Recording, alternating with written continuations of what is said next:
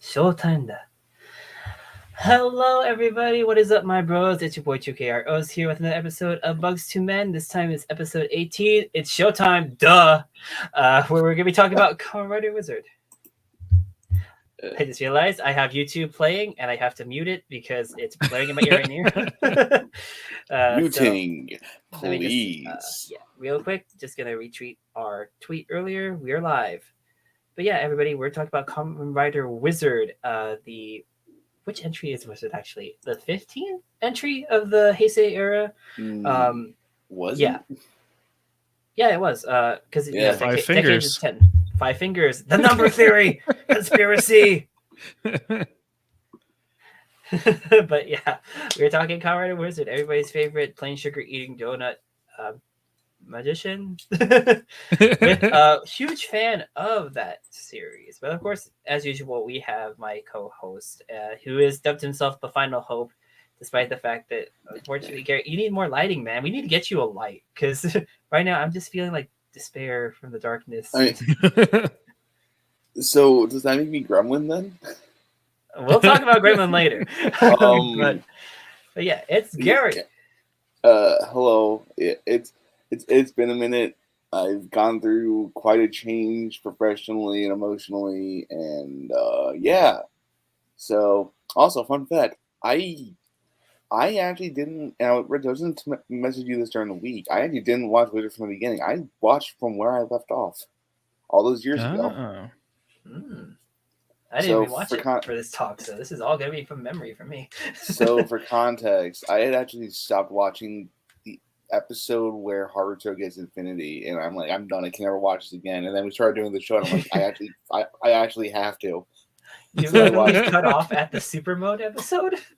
Yeah, and then and then I watched the last two because look, Gain time with the Fine Bros. I'll be right back. I'm gonna stop my camera and mute my mic. I'll be right back. The Trigymes. Okie doke. Like, there's really 4 of them. The Trigymes. Oh, that should have been a funny thing to reference in the previous episode. But like I mentioned, everybody, we have a special guest here today. I know him as a big fan of Wizard. I actually asked him. He's the only person I asked for this episode because I knew how much he loves this show. So everybody, say hello to Doug. It me. Hi. Hey, Doug. Thank you for having me for my favorite Kamen Rider show. Of course, man. Like, I try to get the guests that I know actually really enjoy the series. I know Wizard is one of those. It seems like in the Heisei era, almost like in succession, you have people who love the series, and then when the next series comes out, like, oh, this series isn't going to be as good as the previous series. Wizard was that kind of thing, I know, especially because like it was between Forze and Gaim. Forze already being kind of like the controversial, or like when I say controversial, I mean like people were debating on, is this good as like, is this as good as like O's was, or is this as good as Double was? Like once before, judging before it, and then after Forze aired, then you had Wizard. It's like, oh, is Wizard going to be as good as Forze was? And then you had Gaim come out, and then people, like Wizard, I feel like is the one that's kind of people point out more of the negative part of it than the positive. Mm-hmm. So that's why I really wanted somebody who was on the positive side of the opinion. Because Wizard, I did enjoy it. There were times when I felt like this was like moved a little better, or there were points where I thought that some story elements weren't as fleshed out as they could have been. But like, we're here to talk about Wizard and discuss what's going on. So I've been brought back by whoever has the engage ring. From despair. We did it. Actually, I have that over there somewhere, I think, or maybe over here. Reggie, before we do the Wizard talk, I wanted to actually bring back that same thing we did last time when we were here with Chris. What have you guys been up to? So, Doug, Reggie, this is okay? Yep. Doug, what have you been up to, my friend? Oh boy. I guess anything is technically new because I've never been here before, right? But I guess in the context of this sphere, the Rider and I guess larger Toku sphere, Not a ton, actually. One of the things that was exciting about coming on here was dipping back into some tokusatsu, because I'm very patchy in what I have seen and what I haven't seen. My Rider exposure is like I'm pretty much right in the middle of it. I haven't seen a lot of recent stuff. I haven't seen a lot of old stuff. It's all right around this double to drive section. Or I guess X8. I saw X8 too. And then Sentai, not a whole lot. Although I did watch the first episode of Dawn Brothers. I don't really know what's going on because I haven't seen Sentai in a long time, but I heard people who have been say the same thing, so I feel right at home. Yeah. I mean, I haven't watched Dawn Brothers either. You know what? Hold on. Because now that it's actually irritating the crap out of me. It keeps like going from like dark to light and light to dark. I'm not trying to do that to Reggie. Hold on.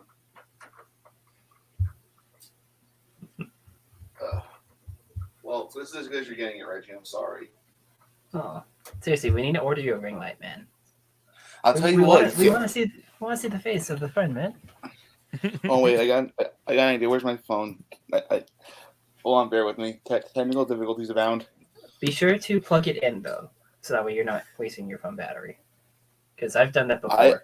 I have a battery case, dude. I'm good, G. Yeah. Actually, Doug, I meant to ask. I know you from the Pokemon podcast that you do. What are your current thoughts on the state of Pokemon Go? Oh, the state of my current thoughts on the state of Pokemon Go are few and far between.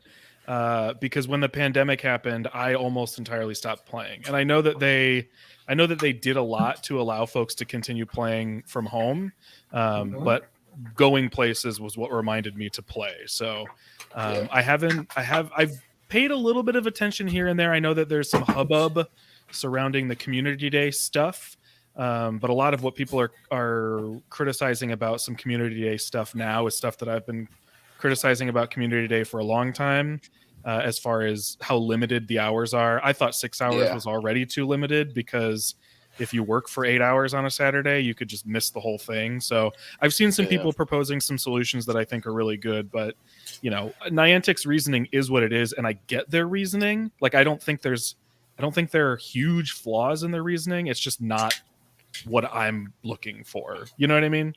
Yeah, it makes sense.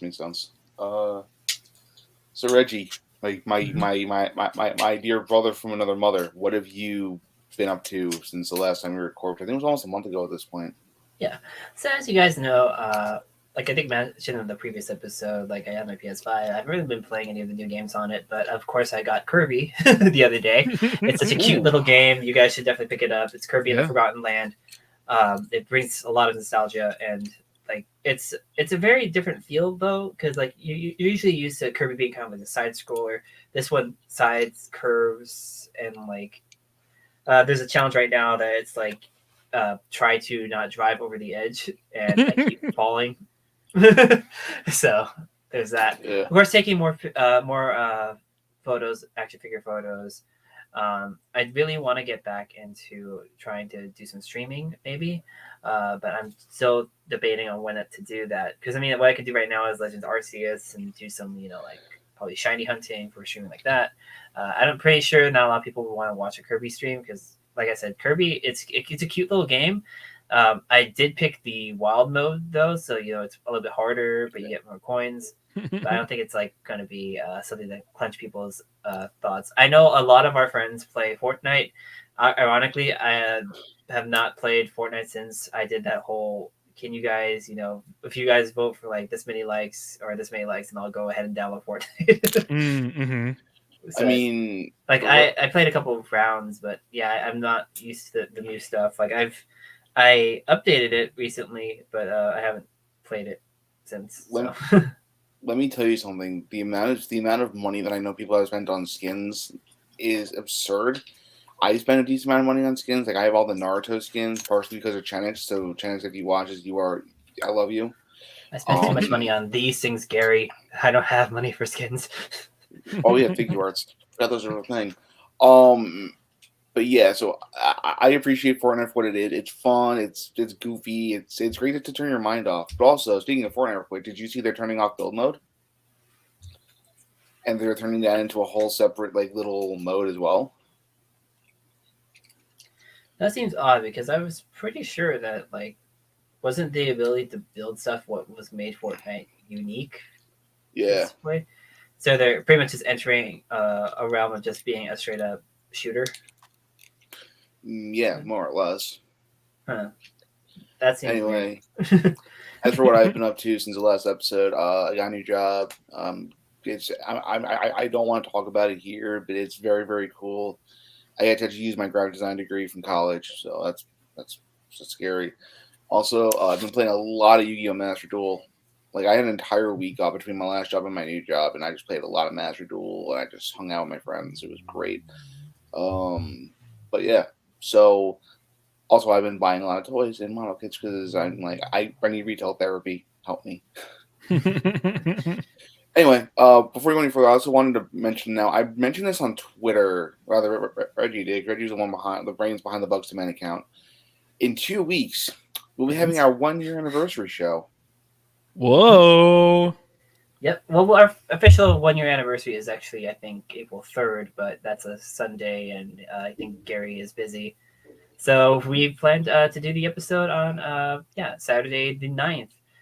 Be sure to tune in. It's pretty much going to be like, as Gary kind of mentioned, it's while it's an anniversary show, we're not really limiting it to just Kamen Rider. It's basically a talk about like as many things that we can that are Toku related. We do have plans for a potential giveaway. We're still kind of debating on what to actually give away, though. I think that Gary, after this episode, if you have time, we'll talk a little bit more about it. I'm down. I literally have nothing to do today except for this, and possibly go get some ice cream later because I want Carvel. But anyway, I'm gonna pick up ice cream's the wrong food for the show we're talking about today. That was like a couple series ago. Well, actually, Doug, for our show, we've been going backwards in terms of what writer we're talking about. Oh, that's true. So that's right. That's a couple series ahead then. Yeah. So the O's talk will actually be happening, I believe, if we're going by the schedule, O's lands in June? May. Mm-hmm. No, wait. May? Well, next one's Forza? Forza would be, next month. But it depends if we end up doing the... Because we already did the Forza 10-year anniversary, but if we do want to talk Forza, then we'll... I would like to read... I would like to redo the Forza episode, especially after what happened during the last time we recorded, and I had to leave, and there was yelling on my end because people, and then my drive was not working accurately or properly. I had to go for a tux fitting. That's why. Yeah, because we can talk about the Forza episode again, or we can talk about Forza again. But like I said, this is like the only episode we had from March, so I don't know if originally this whole show, Doug, was starting off as like a bi-weekly series, and then devolved into a once-a-month thing, and then there was one episode October we had like 4 episodes, and it was just really weird. I feel that our show is very inconsistent. So we're kind of like the New York Knicks if you follow basketball. We win sometimes, we lose a lot of the time. So I thought they were a baseball team. No, that's I know more than Reggie then. I don't sports. Thank God there's no sports related writer. I work for a sports company, that's why I had to follow everything. The closest thing I've ever seen for sports is a Gaim soccer movie. Okay. So what I'm hearing, Reggie, is if and when you ever come out to visit me, I'm taking you to a football or a baseball game. Got it. They just need to finally make the sports themed Sentai that everybody talks about, but we never get. And then you can sports, Reggie. Yeah. Hey, man. Anyway, let's talk some Wizard. I want to start with the first impressions because I remember my first impressions for this one, surprisingly enough. Like the suit was so sleek. It's just absolutely beautiful. Black, red, silver. The details of the dragon on the side of his shoulder armor. I mean, this is just... I keep putting it to my actual laptop webcam instead of the webcam. So just this whole look at this intricate detail if it can actually focus. But You know what's yeah, funny? I it's I just never noticed on the shoulder armor of the wizard suit all that detail. yeah, It's good. it's really good. The fact that he has like those little waistcoat tails, like it's a well. When we were hearing about Wizard, the name itself, you know, and seeing like the logo, I was thinking more like Harry Potter, Merlin, like that those kind of wizards, you know, like with the typical like long robe, big staff type thing, like Gandalf maybe. So seeing Haruto being more like sleek but still having like the little waistcoat was just like really cool. The thing that threw me off the most though was the driver. Yeah. I think we can all agree that after like seeing the simplistic kind of like gimmick item of, you know, like doubles, like thing actually forming a double. O's is like three like little sections. Forze's really clunky, weird, like big lever thing, and all of a sudden you just have a hand on this guy's, you know, stomach area. Yeah. Because actually that's where it's positioned if you look at it. But and the fact that it the gimmick was rings. So you know, after having like all those drivers of actually plugging something in, you just have something that like, you know, the kids get to wear or play around with. I know that I used to have a wizard driver. I made the big mistake of selling it to get a Sengoku driver. This is, and like it's literally the only like new, well, second phase Heisei rider belt that I'm missing is just the wizard. Well, when it comes to the main riders, is the wizard driver. And I remember though in college, I would always wear the flame ring or the water ring. I would just like flip it back and forth in between classes. Like it was a fidget toy to me. Yeah, So, for sure. Yeah, I Doug, your first thoughts on? Oh, I was actually saying, Doug, your first thoughts on Wizard. What's interesting? So I was late to Kamen Rider, I guess, in the sense that I mean, there's no late to Kamen Rider really anymore because it was, you know, because of when it started. But as far as like getting to the series that I was watching them years after the fact. So I started watching Power Rangers when that started, and I was aware of the fact that it was a Japanese series. And when they started skipping adaptations, I started watching whatever they would skip.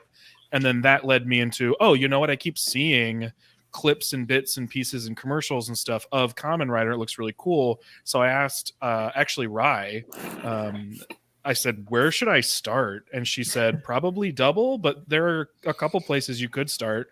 And so I started with Double, but this was probably when Drive was happening. So I kind of was, what is that? That's like 6 years after the fact or something. So I watched Double and then I just kept going chronologically. So I watched Double, O's, Forze, and then I got to Wizard. The reason I bring this up is because my first impressions are a little bit strange for that reason, because I was already aware of all of these writers, even though I didn't know anything about them. Mm-hmm. And so what's funny is when I say that Kamen Rider Wizard is one of my favorite shows, and I say that to somebody who doesn't like Kamen Rider Wizard, and those people are very easy to find. A lot of times people will say, oh, I kind of get it. Like, he looks really cool. And I'm like, well, there's a lot more to him than looking cool. But when I first saw him, I didn't like the way he looked because I was so used to that very strict, like, bug aesthetic of those first 3 series of this era. And I was like, what in the world is that? Like, what is that helmet? It's so bizarre. So my first impression was like, and I'd heard that people didn't like it. So I was like, I mean, I guess I'm rolling up to this and we'll just see what happens. But I mean, it grabbed me really quick because of what it's about and the themes. And honestly, you mentioned the driver. I love the driver. It's my favorite driver because it's so simple and sleek. It doesn't look like a toy. Like it's bigger than a belt buckle, but it doesn't look necessarily like it's made of multicolored plastic or anything. It's just black and silver and a little bit of gold. And I've really obviously fallen in love with Kamen Rider Wizard. But my first impressions were, prior to watching it, like, this is probably going to be the weird one, right? This is going to be the one that stands apart and they like experimented too much with. That was kind of what I thought I was getting into. Yeah. Well, Gary, your thoughts? For me, I'm in the same boat as Doug here, but the key difference for me is by this point I had seen DK double O's Forze and then Wizard. My problem is, like I said, I gave up on Wizard after episode 31. Was like, that has to be like 7 years ago. Because I think I gave up on Drive for the same reason. Like, the show got too boring, and then it was like, oh my god, I'm an idiot. This show is actually kind of cool. But I agree with Doug. I think the best part of the show is the belt. And might I just say that the Wizard Driver is the most polite belt ever. Because it always has to say please. It's the magic word, man. Well, it's not only is it super polite, it's like the most like difficult to screw up belt to use. Like, you know what I mean? Like, if you're trying to like, you know, do your own henshin transformation with the Wizard Driver, you don't have to aim very much. Like, you just got to be in the area, like, and you'll get it. It's great. Yeah, no, like, I think I remember watching the first episode of Wizard. And then the next day, I went to my friend's place and I showed them the first episode. And they're like, "This show sucks." I'm like, "Okay, well, I tried." After one episode, that's the unfortunate thing when it comes to the fandoms is that like a lot of them will give up after the first episode. They won't give it. Well, see, here's the thing: I made the mistake of trying to introduce Kamen Rider to my friends who've never seen a single episode of Rider or Sentai before. And since then, said friend has actually watched all of Jew Ranger, and I'm trying to get him to watch more. He's like, I only want to watch the original MMPR one. I'm like, well, Sean, listen to me. There's Die Ranger. There's a bunch of other fun stuff. We have a comment from Briar saying, I remember he recharged her power by placing her hand on his crotch and the belt saying, please, please. Oh, good. I mean, listen, Briar, you're not wrong. Also, what I guess since we're gonna shift to the characters right now, unless Reggie has more thoughts. Meow. Yeah. Meow. Here's what I will say about Har-uto as a character. I like Har-uto because he's more like a goofy kind of badass rider, and then like once you get him to like actually henshin, you're in trouble. Yeah, one of the stuff I like about this show are like tropes that I like in other shows. Like it's stuff that already appeals to me, and Har-uto is that type of main character. It's very much like he has his quirks, but he's like pretty cool and pretty like chill, and really a lot of his character dynamics are being like this cool to himself guy who has to deal with like the goofy people around him. You know what I mean? Like, enter this goofy character. Who are you? Enter this goofy character. Who are you? And then by the end, he's got, you know, this whole cast of goofy characters, and he's learned to like lighten up a little bit. But you're right. I mean, he's a writer from the first episode, so he's already got experience, and there's really no learning curve for him. He just is kicking butt like immediately. Yeah.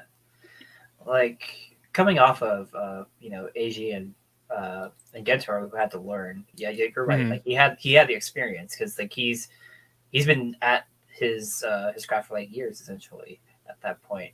The whole idea of him being I think that like he's kind of the character who's like I'm smooth, I'm suave, but like when it comes to interacting with the other people around him, except for Koyomi, like he's just like you can see his little like flaws and things. Of course, you know he did come from tragedy, so like it's just that's when he interacts with those characters that, like you mentioned, he lightens up. Like he feels more at peace or more at home rather than having to like, because he has this kind of, you know, this mission of his that he has to go on, but you know, with these new people, and like especially when it comes to like, you know, Shinpei, the guy who wanted to be his, you know, the sorcerer's apprentice, but like Har-uto is just like no, but then like, you know, he lightens up and like he, you know, he lets him hang around him, and that's what's like really like, and his, like of course his little quirks, you know, like the reason why like it's people, you know,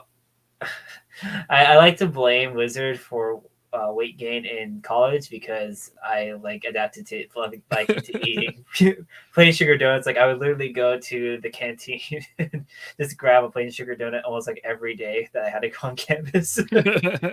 Yeah, there's a donut place near me while I was watching this for the first time, and I would go in and get plain sugar donuts a lot. while I was watching this. It's funny. It's funny because I have a Dunkin' Donuts like literally 30 seconds from my apartment, and I'm like, do I want to go get a donut? And here's the thing: surprisingly enough, after finishing Wizard, I do not want a donut. Well, I ate a bunch of donuts this week while I was watching the show. So by the time we got here today, I was like, nope, we're done. We're donutted out. I'm actually curious. There's like a mochi donut place that's supposed to have opened around here. Like, I actually want to try and check it out and see if it's open. So probably like after this call and stuff like that, or after lunch, I'll head out and try it.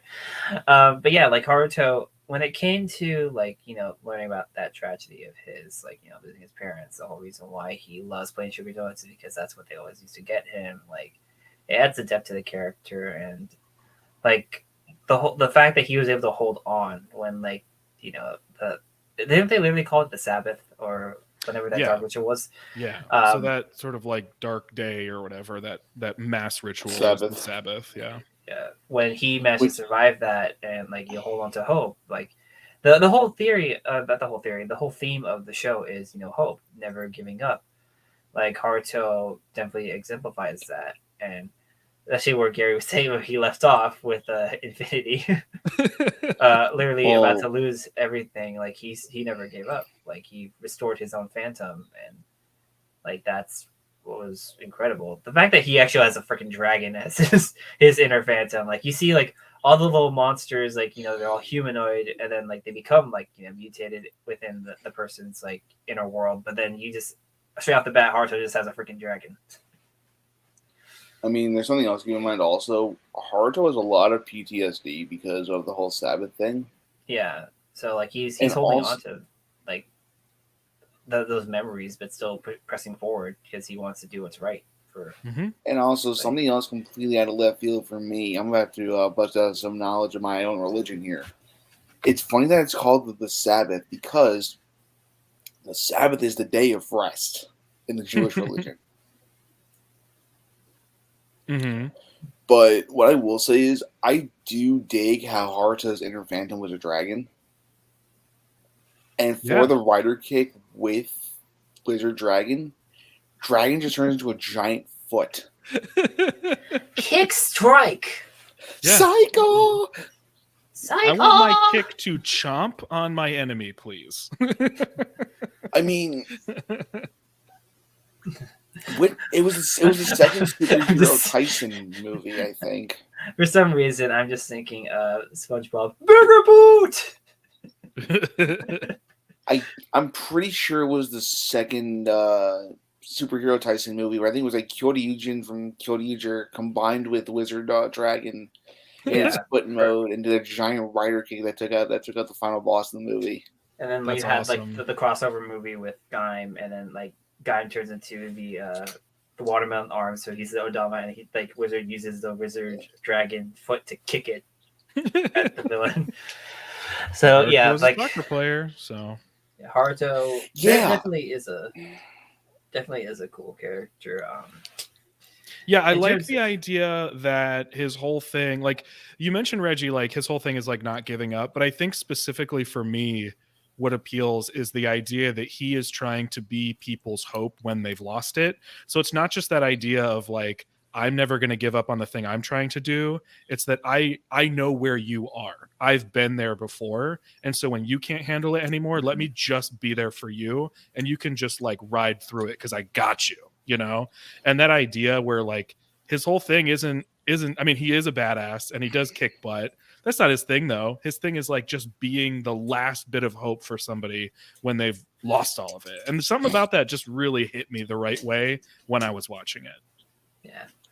Yeah, I mean, I think another really just cool thing in general is the fact that we had another, and we'll talk about this later when we get to Fueki, but I like the fact that in the show we had a character playing both sides of the equation. Like we had Fueki being both Wiseman to like motivate the Phantoms to start another Sabbath, and then we had him as the White Wizard to actually help Har-uto become a more powerful magician. Well, what's really fascinating to me about that fact is that this show, for some reason, maybe because of that character in Fueki, but like this show, the bad guys are bad. This show does not deal in redemption arcs really at all. You know, like a lot of shows will have an episode or a character that ultimately is redeemed, and you don't like him at first, and then you root for him later. Like the bad guys in this show, there's nothing to redeem. They've killed their human hosts. The human hosts are dead for the most part. So by the time they're monsters, they're just bad guys. So it's very, very good and evil. But then you ultimately find out that there was somebody playing both sides, and that somebody is like the biggest influence over the events of the show. And it kind of flips the whole thing on its head, because you've spent 50 episodes dealing with this is what is good and this is what is bad. And then they subvert the whole thing. I think that's really cool. Yeah. Another thing that I really dig is just the whole concept of actually giving the inner phantoms of Har-uto and Nito actual personification. Mm-hmm. Yeah, they're not just mindless monsters compared to like the other inner phantoms we see in the show. Yeah. Oh, hey. Oh, Fee's here. What's up, Fee? Yeah, he said that he was watching from the gym. So. Oh, sorry. Yeah, man. Get it. Hey, man, gotta be better than me. I'm going back to the gym starting on Monday. That's the point. Please. Now. Now. What I was going to say is when it came to Nito, I thought Nito, by the way, was a very annoying character at first. Me too. I'm with you, and I love the guy now, but I'm totally with you. I was so annoyed at first. I feel like that was a little bit of the intent for him, because like you have this, like we mentioned, Har-uto's like seriousness compared to Nito's more laid back side. Even though, ironically, Nito was in a more dangerous situation than Har-uto was because of his inner phantom. I think that's why they are the way they are, right? You could flip them in a different story, but I think the fact that Har-uto survived, he now takes his mission very seriously, and the fact that Nito is basically on the edge of death constantly, like he has to live in this exact moment and live. He lives life to the fullest. Yeah, he's no other choice. But it Nito... sounds like he grew on you, Gary. It sounds like 100%, and also. Here's the thing. At the end of the day, he sacrificed his power so he not only prevent the Sabbath from happening, but another thing that I really liked about Nito and by extension also Har-uto is they didn't let their magic go to their head. Like they still relied on the power. I mean like the power of friendship to save the day. And also one other thing also is I just love the designs for both Chimera and Dragon. Mm-hmm. Even though, let's be real here, Dragon suffers from Spyro the Dragon syndrome and has tiny wings. Well, that's because it combines with the machine winger and then gets even bigger wings. That's such a cool concept to me. I love that. Yeah. I think that, after having, we had the Gary with the machine. Darn it, why am I blanking on Double's machine's name? So, them switching out the different, components. And then you had O's with the ride vendor and the Torakan becoming the ride vendor.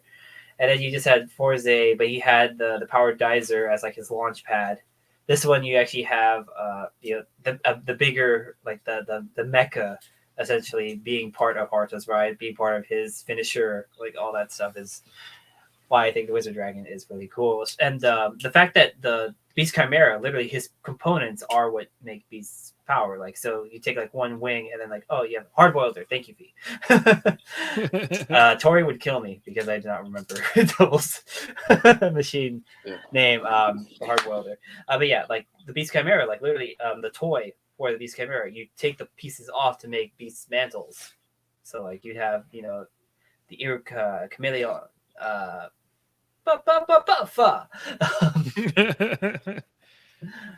that's the Chimera powers and just the powers in this show in general, since we're talking about Har-uto and Nito, really appeal to me in a specific way that I don't know where I fall as far as who would agree with this or who wouldn't, but I feel like this is Wizard is one of the last shows where I felt like I could keep track of everything. The power sets are they're not wild and crazy and totally out there. They don't get super complicated or confusing. Yeah. Exactly what powers each one of them can use, and then they upgrade them once, twice. I personally like that. I understand that that probably isn't the best way to sell a toy because you have less to sell. But I personally like it because it's very manageable. Double I thought was like really manageable too. These types of combinations I keep track of. This was very much like that for me. And I like that those Chimera things were things that you could literally sort of just translate into a power that he used, didn't change his whole suit, just changed his shoulder and gave him a thing to do. I brings up a good point for anybody that does want to track down the Wizard Dragon because of how big that toy is. It's gonna be listen to me. There's one on Rock right now for 2,000 yen. So depending on when I get paid. Don't tell me that, Gary.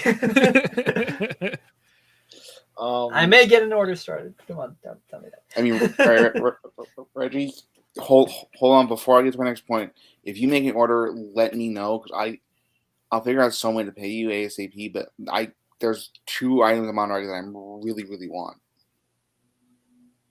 But we'll talk about that after the show, okay? Yeah. But back to the whole power sets being so simple and easy. So there's something. See, I thought you were gonna say simple and clean. I would have been like, "Where's Sora?"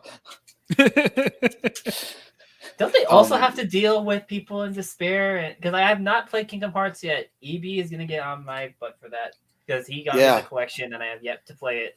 But don't they end up fighting against like people who have lost like hope and there's the light and it's a lot of magic.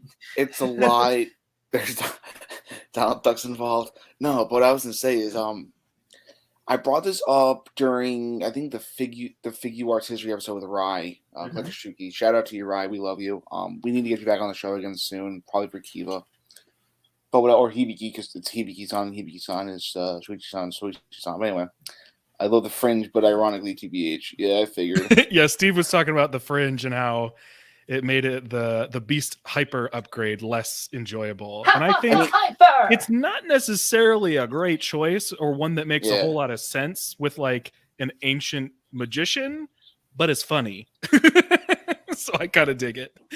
I mean, listen, here's what I will say. I love the fact that when I was getting back to my point, I mentioned that in episode how Modern Rider, like, they use forms for like 2 episodes and then they throw them away. But because of the natural basis of Wizard's power, even in like the later 30s or 40s when I was watching, I noticed that like he's still using flame form. He's still using like all his other base forms and then the dragon forms as well. And then he's using Infinity as a last resort because I think if I recall correctly, Infinity drains a lot more of his magic. Yeah. Well, I love that system in general. I like that they established pretty early on that he has a limited amount of magic and that he uses it for things other than just fighting. And I know it's kind of a cheat because then you can just decide when he runs out of power whenever you want, but it's all magic anyway. So it works really well for what they're doing. And you're right. I don't think any of the upgrades fully like negate the need to use other forms. Overshadow the other forms. Yeah, I think they use their upgrades smart. I think at the point where Har-uto is almost always using Infinity form, it's because they've kind of split Har-uto and Nito's stories, where Har-uto is now going after big bad type stuff, and Nito is now kind of handling smaller things to allow Har-uto that room. So I think they handle upgrades really, really well. But I also know a lot of people think the show is slow, and I have a feeling that's probably part of the reason why, is they're not seeing, constant change, which I get. Because the styles, that they fulfilled the ideology of the elements, Yeah. And what's really cool is also like the shapes are like, different cuts of, because obviously this is all rings, so they have the faces all match up to like different cuts. So you have like the square cut, you have the teardrop cut, you have the more diamond-esque cut for any of the hurricane styles, and then you just that's the power sets being like you mentioned, the simple spells like connect. Oh, this is just opens a portal for me to grab whatever I need to grab. Oh, this big makes me, obviously huge. I love that a single ability is just a spell. Like I don't need a whole new suit for him to stretch. So I love that it's just a ring. I have a ton of rings. I don't know what they all do. I don't remember what they're all called, but I think it works for the system they're working in because it's not like he has a wand to do spells with. So it's like the perfect thing. I just need to be able to dress up. I just need to be able to stretch. I just need to make my hand really huge. I mean, there's something else that always drove me a little crazy when it came to like the Wizard Driver versus the Beast Driver. Mm-hmm. For the toys, you can use the Beast rings with the Wizard Driver, but you can't do the vice versa because of the way that the driver works. That's something that always infuriated me. Well, yeah, you gotta think about how the driver the rings actually are established. Like there's a little RFID chip within each ring, so that's why they were able to use the Beast rings with the Wizard Driver. But the Beast Driver uses like a pin system, so it has like the Beast rings have certain cuts on them that when they fit into the slot, it recognizes that's the ring that's going in there. Yeah, and it sort of mimics the way that they work in the show too, because it's all proximity even in the show as far as Har-uto's rings working, and then you have Nito actually like jamming his ring into his driver, which I guess I don't know if that makes more or less sense with the fact that Nito is an ancient magician, but it's a distinction nonetheless. Har-uto's powers are essentially his equipment essentially was created by Fueki, I think. And then Nito discovered his stuff.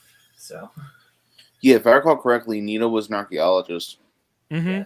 It wasn't like Har-uto's magic is natural. He had that moment of despair and reformed essentially, and that gained the ability to use magic. Versus Nito, who discovered this ancient artifact and slapped it on himself and like, oh, now I have power. But yeah, Nito's the more like classic Kamen Rider type, right? Like he has he finds a thing, or he has a thing that then like syncs up with him, as opposed to it just being like magic, like just purely magic.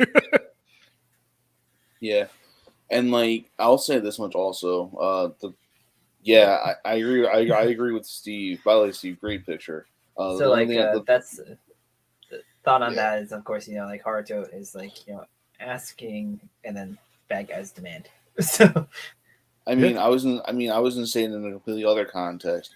The Wizard Driver is like the initial stages of a relationship. Like you're being nice to each other, you're saying please and thank you a lot, and then the White Wizard Driver is just like when the relationship's starting to deteriorate and you're pissing each other off, and instead of being nice, you'd be like, "Give me my damn beer now!"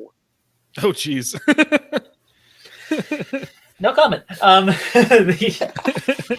But yeah, the powers going back to those, like especially with Nito and versus Har-uto. Nito just basically is limited to those those mantle changes, but those mantles also add on like additional powers for him. Compared to Har-uto just having the initial spells, but then he switches like with Har-uto. I would say like Har-uto's abilities are more of the jack of all trades. Like he's able to switch and associate with each thing that he needs to. Like certain rings are pertaining to only certain styles. Like water has liquid, and then I think that defend is usually used by earth or by land style to make. You know what I love about those two specifically, because you bring them up. I love that water is the one that he uses when he's basically like grappling or wrestling with people, because I feel like that's not what you usually associate with water elements. You would think more of like a strong like earth type person. Right. So I love that when he's trying to like grapple with somebody, that's when he uses his water powers. It's so different. It's not what I'm used to. It's cool. Okay, so of the four base styles, because those are the base elements. So you have flame, water, hurricane, and land. Which one of those four is actually your guys' favorite? For me, it's flame. The helmet design, the clean look of it is fantastic. Especially the dragon form, because its final attack is literally you just summon the head of Wizard Dragon and it just starts breathing a crap ton of fire. Unibeam! Have you ever desired to have a dragon head pop out of your chest? Well, I've got the form for you. It's great. Yeah, I think like aesthetically, definitely the fire one, because it's the original, it's the helmet and everything is made for that particular cut. But as far as power sets go, probably water. I don't know. I think it's that or earth.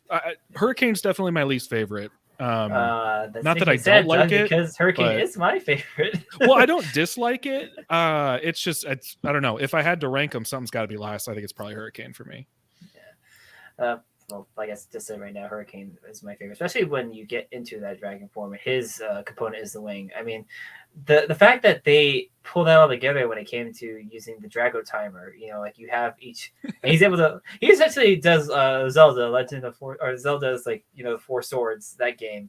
Yeah. Where he's able to just summon four of him, and like they all act independently. They're not like they're not hive mind essentially. Right, because he has a spell that'll duplicate him, but it's not that, right? He's not just duplicating himself. Copy He's will basically... make like hive mind copies that all act on the same way he does. Like right. The Drago timer actually, like, I think that's kind of like a spell, like, or how at least I think how it works is that like he'll pause, like when he's using it, he pauses like himself as that form and then switches into another form, like, and pulls himself from a different time or something like that. And then that's why we have him acting independently while he's split up as those four different dragon styles. And then you have, of course, the all dragon when he just gets all the different parts on him.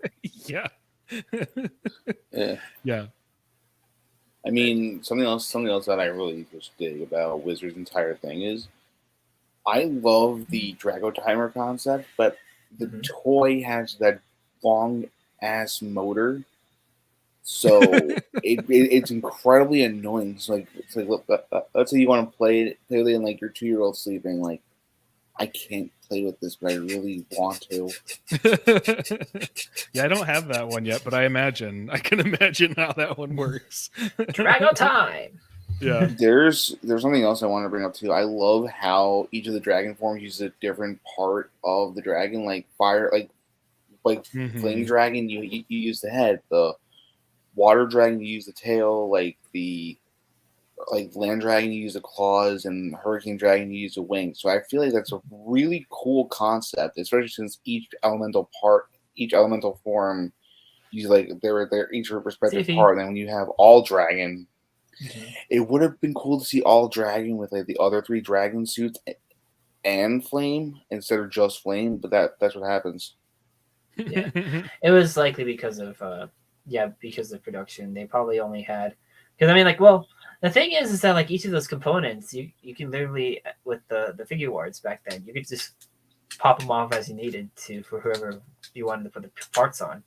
But it's possible that the dragon chest was probably only made for flame dragon back then. So that's probably why they only used him as like all dragon with flame as the base for the body. Yeah. What's it called? No, but other than that, I have no other real thoughts about Wizard or Nito. I will say this much: I have found the character who can usurp. What's it called? Oh my god! There's a character in Rider that I brought up on the show previously who I found to be incredibly annoying, and I found the character who replaces him. Shunpei. I hate Shunpei. At least he's supposed to be annoying, At least that's like what they're going for. He's like the tag-along kid, but as an adult for the show. Shunpei was cool. Shunpei was cool at the beginning, and then after his entire intro arc, I'm just like, no, go away, Shunpei, go away. He's just a little baby trying. It doesn't matter. I like him because he is the first sort of like I know that Rinko's there very early as well, so I don't I think probably even earlier, yeah. But I like Shunpei because he's kind of the first person that Har-uto meets who's just does not care about Haruto's coolness, like that doesn't shake him. Like he's going to be there no matter what. You cannot cool me away, Har-uto. Which is probably what makes him annoying. But I think it's nice for Har-uto to have somebody like that, because Rinko's kind of cool, even though she's not the same type of cool. I feel like it's his first sort of real yin and yang situation. She's more collected, I guess. Yeah, she's a bit more collected. She's like, or she's putting out professional, but she's internally a little bit of a mess, which is always fun. Yeah. I mean, I think one of the coolest parts about Rinko is like she's part of the reason why Haruto was able to escape prison. Yeah, yeah. Also, Steve says Wizard get Dragon form while also 100 action gamer level 5. Yes, I do get that one. but see, here's the thing though: Wizard Dragon form is so sleek and it looks beautiful. When it comes to 100 action gamer level 5, that dude looks gaudy as all hell. Well, you gotta remember the context of this. This is a mystical, magical, dragon versus a dragon mascot designed for a video game, which is funny because the Gashat makes it look so much more badass, but then it looks more like a mascot. Yeah, very different aesthetics. You know, I don't think there's really been a series since Wizard to do like a very sort of I don't know what the word is, but like it's almost got a fanciness to it. It's really ornate, and it has a lot of like metal sort of built into its aesthetic, right? So like things will have, like I'm thinking of like Nito's Magnum, whatever his Magnum's called. I think it might literally just be called Magic Magnum or something. It's like Mirage Magnum. There you go. Thank you. It has like an inlaid like gold beast on it. Like it looks like it's supposed to be gold, with like a lot of detail on it. That doesn't necessarily fit, obviously, like an X8 aesthetic. But I don't know if we've had one that has had that kind of like little jewelry type detail in it since. I mean, since you'd have to correct me because I'm not super caught up. Yeah. Let me think. The only one I can think of where like a more ornate detail is I guess Gaim is really ornate. Yeah, that's stupid. Yeah. It literally Gaim's came right next. But looking at my shelf to Saber? figure out which one. Saber, no, I think, well, depending on which suit you're looking at, because I mean they do have a lot of like carving, engraving type of look, but they're not as mystical looking as Wizard would be. Like, sure, you have like, because the dragon on Saber's arm kind of looks a little cartoony still. The lion that you have on the chest for Blades looks ornate, but of course it's in blue, so it. I mean, there are definitely seasons that have like really detailed suits and stuff. I don't know Saber well at all. I've never seen any of it, but from what I have seen, a lot of their suits look better to me as like toys than they do actually on screen. I don't know if that's a weird thing to say or not, because I don't know anything about how people feel about that show, but like sometimes I'll see a toy and I'll be like, oh my god, that suit is so cool, and then I'll see it translated to screen and it doesn't like hit the same.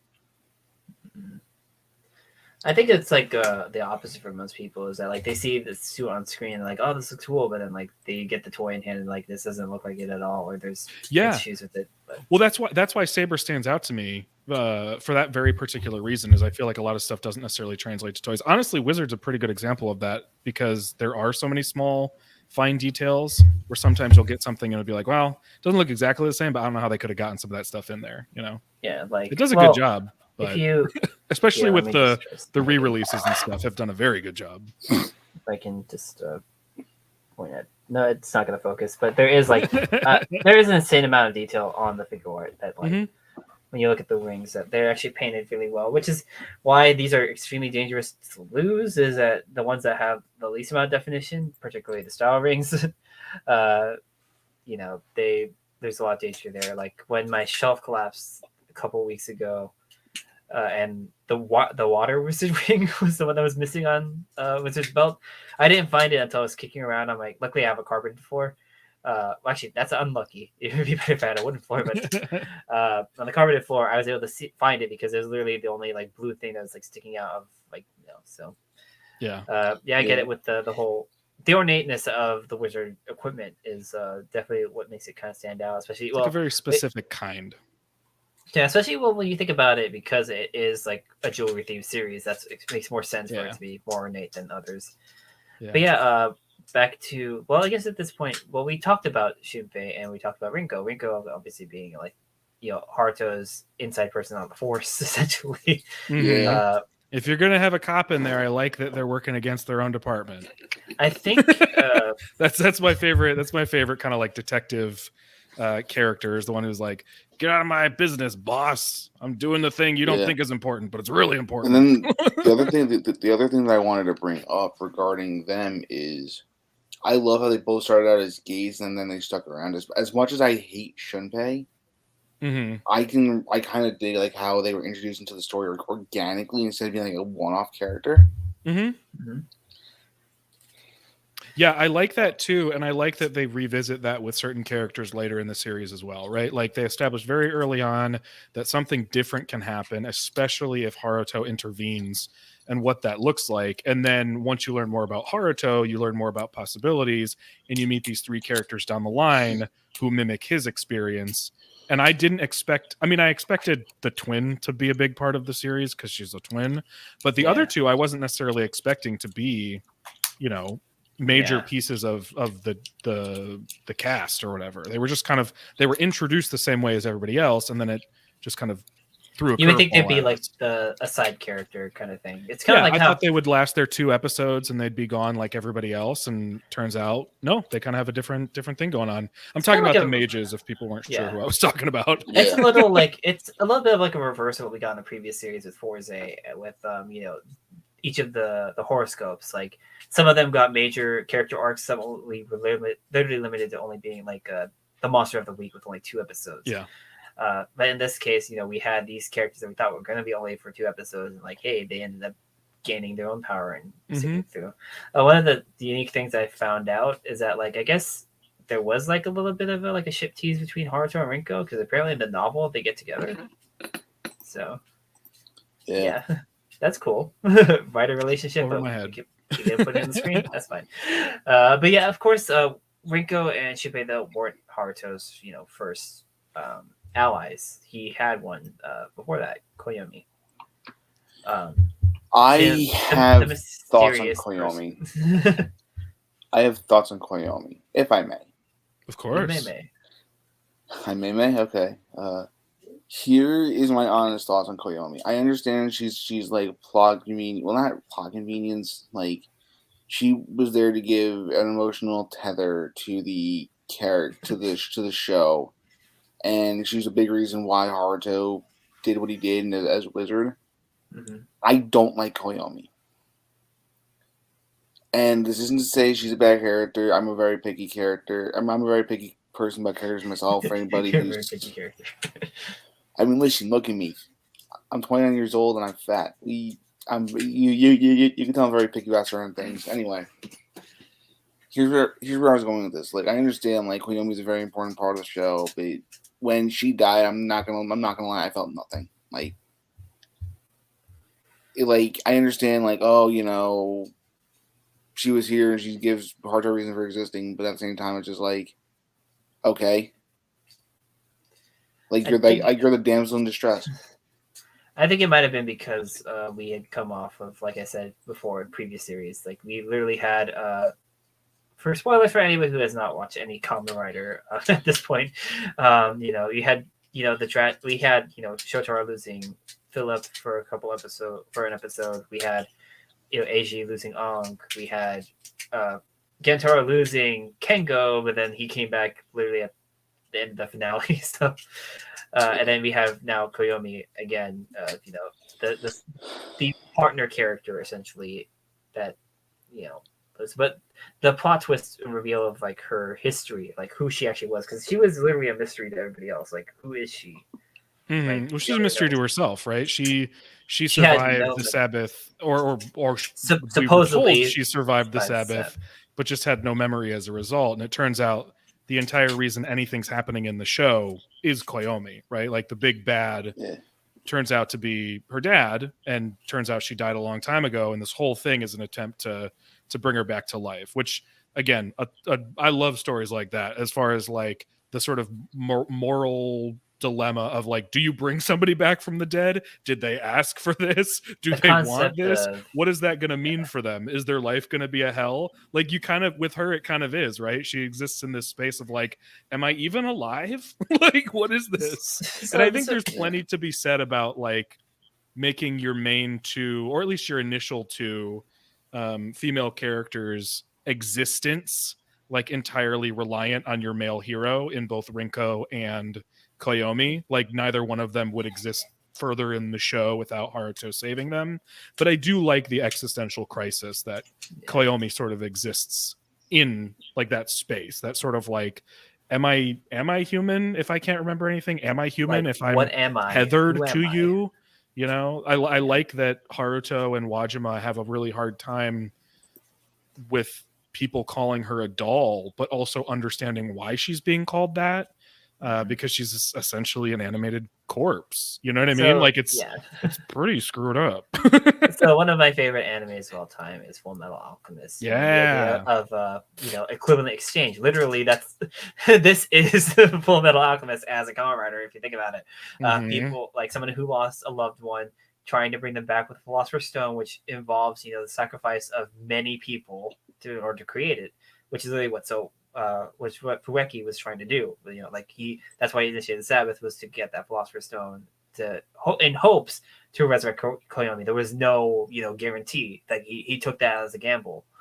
And the whole idea of reanimated corpse, because you have the homunculi in Full Metal Alchemist and that too. So like Koyomi literally being a homunculi, she has the face of Frankie's daughter, but no memory of it. So like, how 100% is she like actually Koyomi and not something that was just created by Poeki in hopes to have that replace his dead daughter?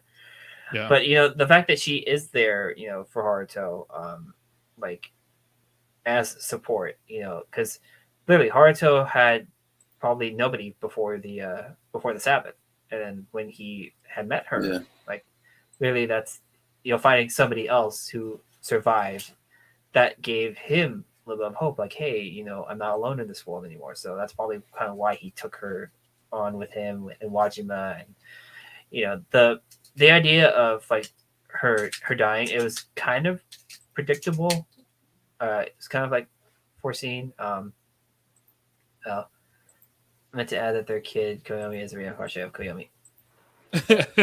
I mean, it's magic. See, that's fascinating, because one of the things I think it might be predictable that she dies, but I think it's unpredictable that she's not immediately resurrected. I really like the fact that she dies. Like it sounds really weird, but like it's not like like she dies in Har-uto's arms and he cries a magical tear and she comes back to life and everything's fixed and now she's just a living human. Like I like that everything that kind of like White Wizard / Wise Man was doing was trying to like force magic and bend magic to his will in a way that it just doesn't work. You just can't do that. And so I like that Har-uto isn't really able to do that immediately either. Yeah. As I was getting the news here for the end of the show, I was just randomly thinking about something else. I wanted, since we're talking about Koyomi, I think it's only right to bring up Fueki and White Wizard / Wiseman. And then we'll go into the main Phantom trio that we know of. So White Wizard / Wise Man. Ironically, his writer name was established as Kamen Rider Wise Man a little bit years later. He was always just known as the Shiroi Mahotsukai, so the White Wizard. But yeah. All right. So I want to take the lead here in saying, for some strange reason, and also I wanted to address the comment that Doug made about Koyomi not being brought back by magical tears. So what you're saying is you're happy that they didn't pull Power Rangers in space and bring back Corone with magical tears. Well, the problem for me is just overuse, right? Yeah, Pikachu. Like I think if we sat here for 10 minutes, we could come up with like 50 examples. And for me, that's the only problem. I don't have a problem with it inherently, but it's overuse, which I think actually speaks to some of the problems with Koyomi in general, right? Like there are patterns, and you're just sort of like tired of seeing certain patterns. I think another problem with me is I'm not a fan of Amnesia Characters and media. I mean, to a certain extent, Patterns. they work fine. I mean, one of the examples is, now I'm going to go a little off topic here, Reggie. Don't kill me. One of the examples is Yu-Gi-Oh! Yu-Gi-Oh! Arc 5, for example. So the main character Yuya has 3 different dimensional counterparts for three different dimensions. None of them have any real memories of them being this otherworldly demon called Zark, who's a giant demon dragon. And I'll send you guys a link later. I swear to you, I'm not making this up. You could tell me literally anything about Yu-Gi-Oh! And I'd believe it. Not because I don't know about Yu-Gi-Oh!, but because everything I've heard about it is wild. Yeah, I mean, so dude, I believe you. There was an entire series where it was card games on motorcycles, and it's arguably one of the best anime. Card games on motorcycles! Card games on motorbikes. Sorry, Michelle. Anyway, I'm not a fan of Amnesia characters in media, unless they're done really, really well. Like, as I said, the aforementioned Yuya, Yuto, whatever the other two whose name currently escapes me. Those are done well, and that's one of the comments I will give for Yu-Gi-Oh! Arc 5 and the creators, because that was very hard to do, especially for 4 different characters who all at the very end combine together to become Zark. The Megazord. Yeah. And another example is, speaking of Megazords, Zenaku from Wild Force. I thought he was. Keep on, I haven't seen Gal Ranger, but I thought that was a really cool touch too, to make him an amnesiac, to make him actually fight the Rangers, because he has no idea who he is. I thought that was always a very cool concept. With Koyomi, I don't care about the character enough to the point where, like I said, I felt nothing when she died. She was a superfluous character, to quote Linkara. When it comes, I would say that I totally get vibing with a character or not vibing with a character. Like, I can't convince somebody to like a character, but to say she's superfluous when you find out the entire point of the show is to resurrect her, I think that's just inaccurate. That's fair. That's fair. Like, she, if anything, you could criticize the fact that the whole show is like boils down to just reviving her. You know? Yeah.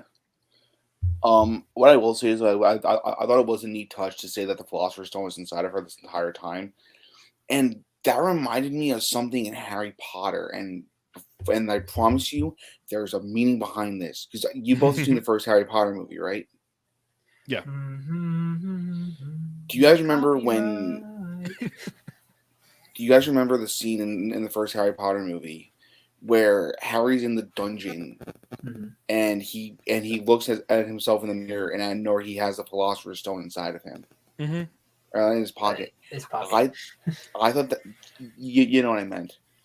So I always thought it was a neat touch, because it was like, imagine it being there, and it's there. With Koyomi, I never expected that in general, and I thought that at least was a cool touch. But moving on to Kamen Rider Neos Wiseman. I like his helmet design quite a bit. I like the fact that he had a cane, but he was a massive douchebag, and his Wiseman form reminded me of Master Org's final form from Wild Force. I was thinking more of Frieza. Yeah, you're right. Yeah. Har-uto, you need to get me my power. But gather the 7 Dragon Balls. I mean, the 4 mages. If I had a critique about like Wiseman, I think it's more just about Wiseman, even though they're the same character. You don't know it for a while. Yeah. I think my criticism for Wiseman is just like, I think I want to see more. Like, I think he was referred to a lot, but you didn't necessarily see him, or he wasn't interacting a whole lot with folks. Yeah. And I get why they did that, because they wanted to keep it a mystery, but I think it maybe went on a little too long. Like the sort of not seeing him interact. So like, he was always behind the white bed, curtain, like sleeping. Wasn't he Don't pay also attention to the man behind the like curtain. Yeah. Oh my God, Reggie, you just gave me Wizard of Oz vibes too. Wizard of Oz. Yeah. I'm using my Wizard of Oz. I'm using my Wizard one of F Oz. bomb. Reggie, I'm using my 1 F-bomb per episode rule. Fuck you. Oh wait, hold on, Gator. Hold on. I think I've been good. I mean, don't think I've dropped any, because I didn't ask ahead of time. You should have waited. I had to use the gavel to say I'll allow it. Sorry. But yeah. No, what I wanted to say is, I like the fact that we didn't know a lot about Niels Wiseman. I'm just gonna say Niels Wiseman because right now I have Yu-Gi-Oh on my mind. I'm sorry. But we didn't learn a lot about Niels Wiseman. I want to say until like the last 10 or so episodes of him being in the show, because he dies in episode 50. Yeah. And if I recall correctly, he only died because of Gremlin, and because Gremlin was like, "Hey, lol, Philosopher's Stone." Yeah. We're Yeah, no I was longer BFF Facebook friends.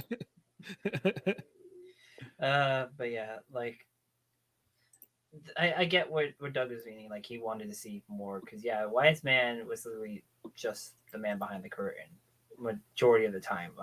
Like a lot of the other big bads that we had seen, previous series, like I keep going back to these particular three because they're literally the other three of that era. Mm-hmm. Dr. Maki and Inoue, he was a lot more active. Like before he became, the Kyoryu Greed, he was, actively doing things behind the scenes, but you got to see him more. So then, you just see the silhouette of Wise Man behind the curtain.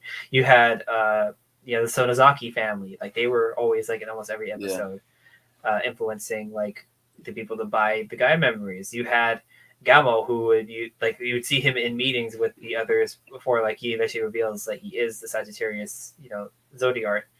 But he was at least active in all the episodes, like I'm the principal, but in reality I am the evil. But yeah, the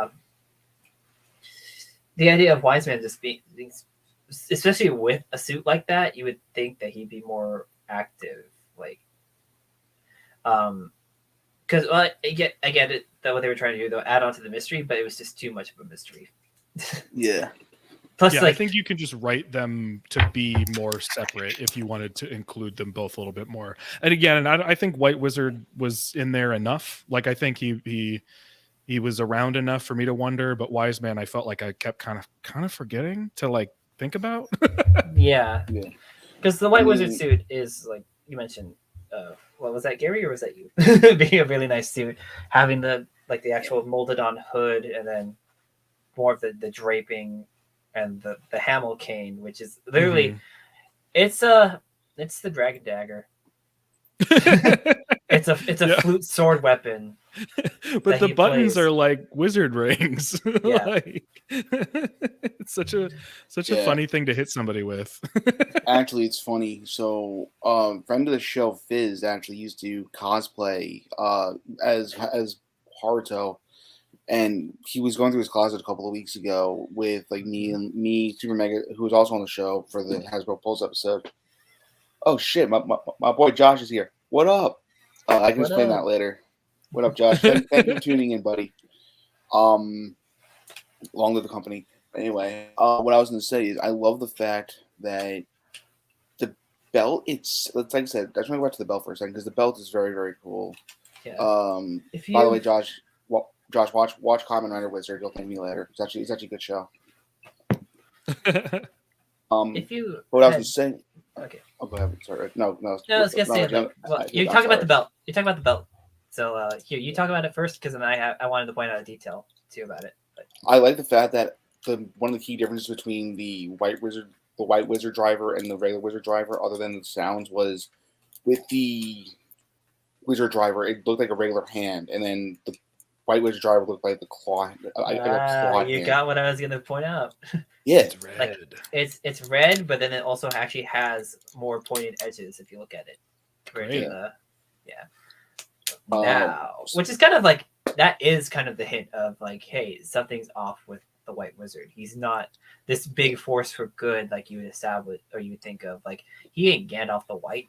Yeah. I was definitely suspicious of him, but I couldn't figure out Sauron. Why. Right? Like he just any character that like pops in casually to just like give you stuff that feels too good to be true, like I'm gonna put my eyebrow up a little bit, like but I definitely wasn't expecting it to be as bad as it was. Yeah. Or him to be as bad as he was, I guess I should say. Well, that's like he's a the thought of him is essentially he's a tragic villain, but he did the exact opposite of what he should have done. Because like obviously, you know, like he lost his only daughter. I mean, we never see his wife, so obviously she had passed at some point. So literally, Koyomi was all he had left. So he literally fell into despair, but he managed to maintain being his own phantom, I guess, because he was able to switch between back and forth. Or he, you know, what? I don't know. What I was gonna say is like that. Real like him like losing everything minus Koyomi actually reminds me of Supernatural, and like Doug. Before I go any further, have you seen Supernatural? Or do you know like the basic premise of Supernatural? I don't know anything about Supernatural. All right, so the TLDR version is two brothers, Sam and Dean Winchester, go all around the country, or by country I mean Vancouver, Canada, and they fight like monsters, demons, vampires, ghosts, so on and so forth. But Sam, Dean, Castiel, Sam, Dean, Crowley. I know the name Castiel. That's a thing I know. But what I was going to say is there is I'll explain the company later after the show, Reggie. Okay. But what I was going to say is the final villain of the show is God. And I'm not making that up. So pretty much in order to mess around with them, Sam and Dean are the only two humans left on Earth. Cass dies. Jack is the son of Lucifer, so he has angelic powers. But that's besides the point. Because like, yeah, your show's over. Brings about the apocalypse. Ghosts come back. Everything comes back, and yeah. But the second and last episode, God wipes everybody else off the face of the earth except for Jack, Sam, Dean, and surprisingly enough, a dog named Miracle. But that's besides the point. And then, and also there's one other character that survives, and that's Michael the Archangel. That shenanigan that I don't want to talk about right now. But they were literally ready to kill each other because that's what God originally wanted. He wanted Sam and Dean to kill each other, so the show ends on his way and not the way of the Winchesters.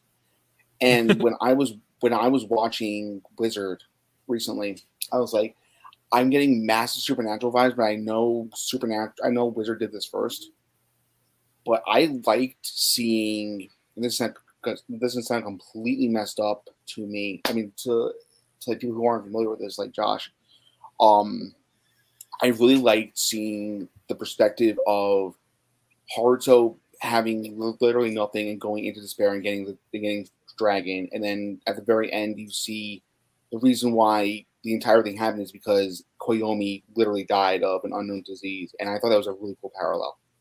Yeah, I think it's also fine to like how a story unfolds without necessarily like being like, go out and do that. You know what I mean? Because like I said, like I like for the sake of the story that Koyomi ends up dying. I mean, I don't like that she dies, but so I totally get where you're coming from. I think it made a lot of sense. I thought it was really the fact that they had him get to that point, I think, was really significant because he is this warrior of hope. You know what I mean? So for him to just be like, screw it. I'll do it for this. I'll do it for Koyomi. I'll do it for this one thing, you know, I thought really made a lot of sense. Yeah. Reggie, the floor is yours, my friend. Well, of course, we had just talked about White Wizard. Obviously, there's two different factors two different factions that he kind of influences. So we have the Phantoms and we have the Mages. So going into the Phantoms, honestly, the two major ones that we know of, the first two that we know of, Phoenix and Medusa. Of the two, Phoenix was the most underdeveloped villain ever. Like, his suit was cool. His suit was cool, but like literally the resolution is, I will set fire into the sun. Literally throwing Phoenix into the sun, which you would think that because Phoenix is weird that he doesn't come back. So weird he doesn't escape the sun. Phoenix's concept is that when he dies, he resurrects and becomes stronger. So think about it. If he's thrown into a literal ball of fire, and then like if that fire is hotter than what he can handle, he's literally dying over and over and over and over and over again. But he never comes back from that. But so I love that. But theoretically, if you like, I love that as the solution, especially when you're like desperate and you're like, I just need this guy off of the planet, right? But if you think about it, if he's going to be in there infinitely, at some point that boy's coming out. And that boy's going to be big and strong. So I was like shocked when I first watched the show and he never came back. I was like, this is bananas. Toei, Wizard, 10 years after, you've got your plot. You've got your plot. Phoenix back. I mean, it makes perfect sense, right? It felt like the most obvious thing to circle back to is like the hero sends him into the sun, literally launches him into the sun as a desperate measure to get rid of him, and it doesn't bite him back at all. Wild. That blew my mind the first time, and not necessarily in a good way. I was fully expecting him to come back. Yeah. So, here's what I was going to say. I wish Phoenix stuck around longer, honestly. Yeah, I totally would have been fine with it. I don't know anything. So, as much as I love this show, I don't know anything about the production of this show. So, I don't know. It feels abrupt that he is gone. So I don't know. And then he ends up being replaced with another character, basically in a similar role, right? To be like the counterpart to Medusa. So I just wonder, like, was he just not able to do more of this? Like, it seems so weird to me that he just never comes back or wasn't in the show longer. He was in 23 episodes of Wizard. So I'm looking on the Rider Wiki right now. Okay. What I will say is I love how he literally got Rider kicked into the sun. Also, Peacemaker says, I just assumed there was a limit to his resurrection ability and being dunked into the sun. I mean, here's something else that I was thinking originally, because I'm used to like mythology and stuff outside of Rider. I always thought that if a Phoenix is rose enough fire, they can just come back endlessly. I think that's another reason why they sent him to the sun, so he can never come back.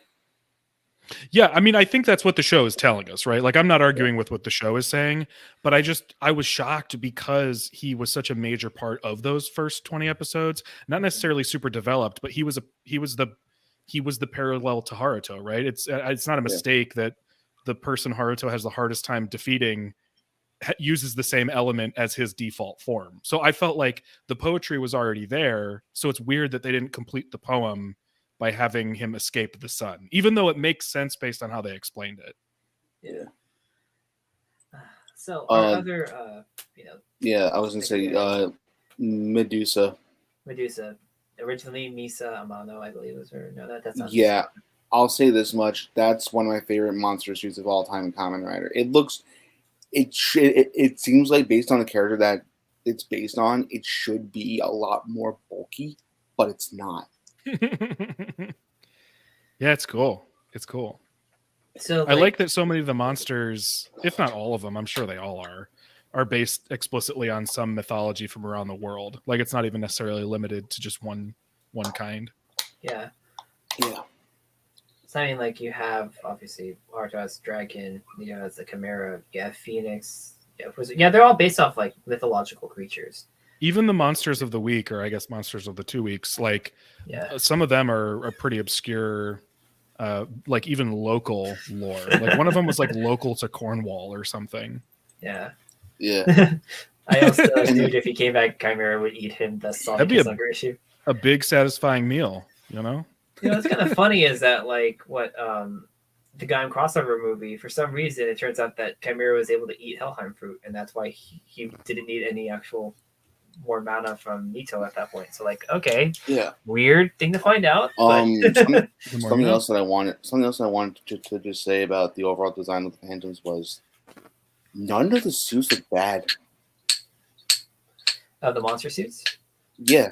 And normally that's like a big point with me and Rider. Like I like the design of the monster suits. Like, here's an example. When it came to 01, for example, we had all of them. The Magia, the Raiders, based on like extinct creatures. We had in GO, we had all of them based on the old Riders. Which believe it or not, I still say Another Wizard is one of my favorite. Is one of my favorite one-off monster suits of all time in Kamen Rider, because it looks so gaudy, but at the end of the day, it looks brilliant because it literally looks like a demonic version of Wizard. But Gremlin and Medusa are just two of like the better examples of like you don't need to make rider suits, monster suits over the top. Like I haven't watched much Revice, but I know the Revice, like the monster suits look really clean, especially Julio's. I haven't seen any of it, but monster suits are generally something. Like you said, you're picky about like which characters you necessarily vibe with or whatever. I tend to be like super picky about monster suits, not because I have like particular criteria or anything, but just they usually don't do anything for me. So when one stands out, like it really hits right. And some of these ones definitely do. Yeah. Not my favorite group of villains necessarily design wise.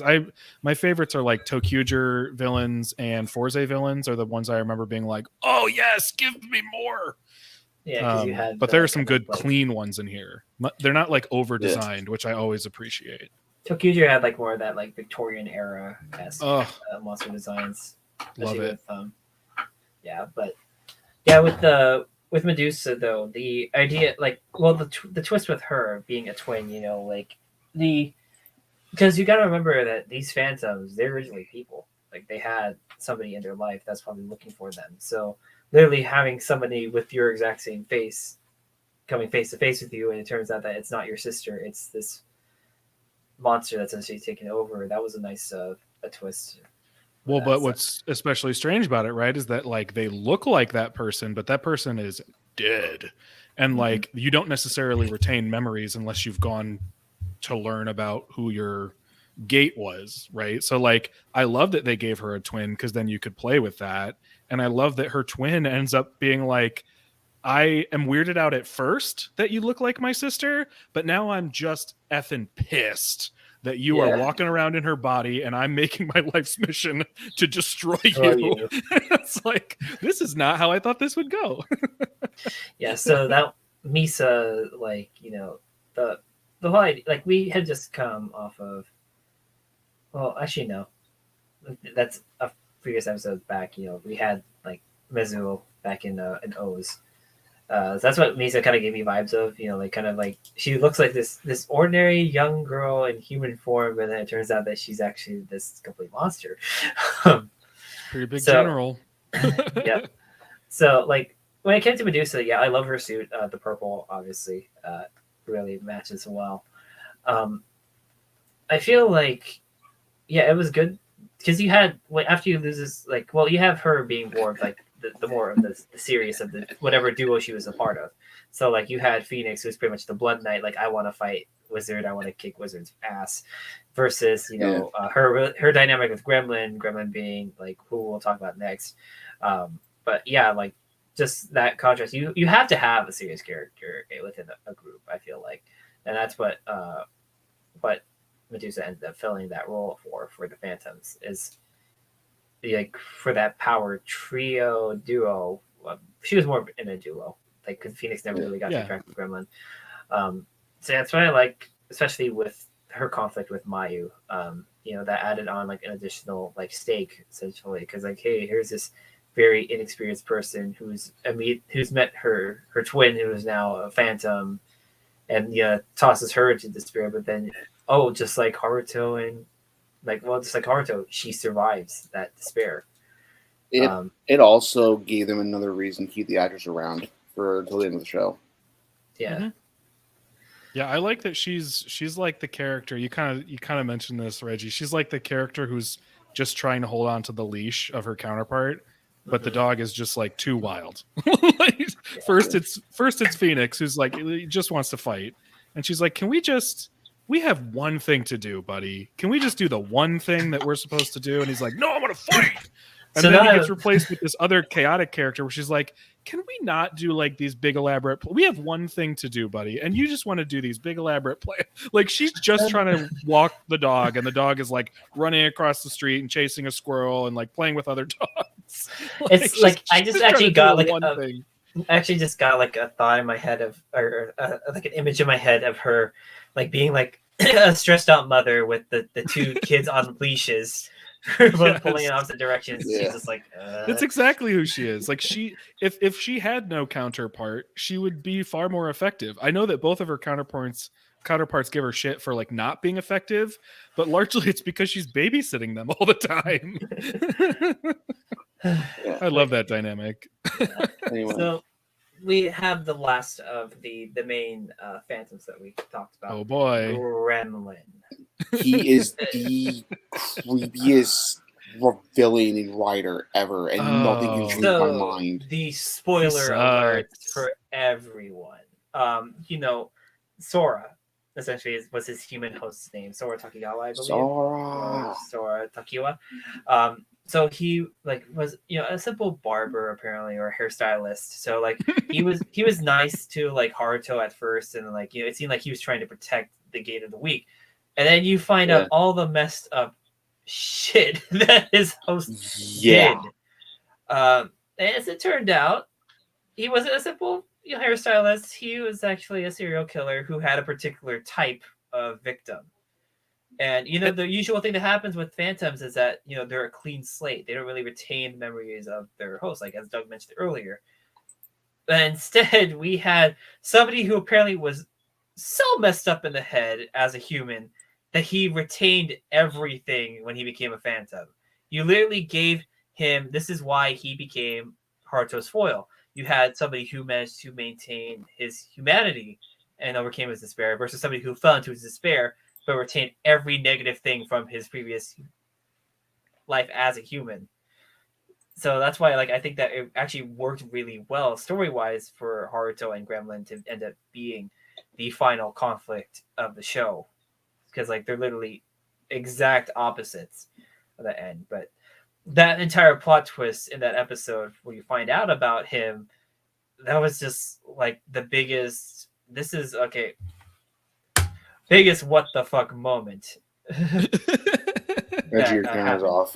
Yeah, it the browser cut out, so let me I thought you were trying to make sure no one could see your F-bomb. No, I hit the gavel and apparently that knocked my camera out of the USB port. So but yeah, that was what the biggest holy I technically tried to keep cursing away, but I realized I dropped shit, ass, everything. That's the biggest what the shit moment ever in. I'm in the cleanest mouth here, which is never the case. Yeah. Oh yeah, because if you notice in Wizard's fighting style, because he has those innate rings, he's primarily a kick-based fighter or a melee fighter with a weapon.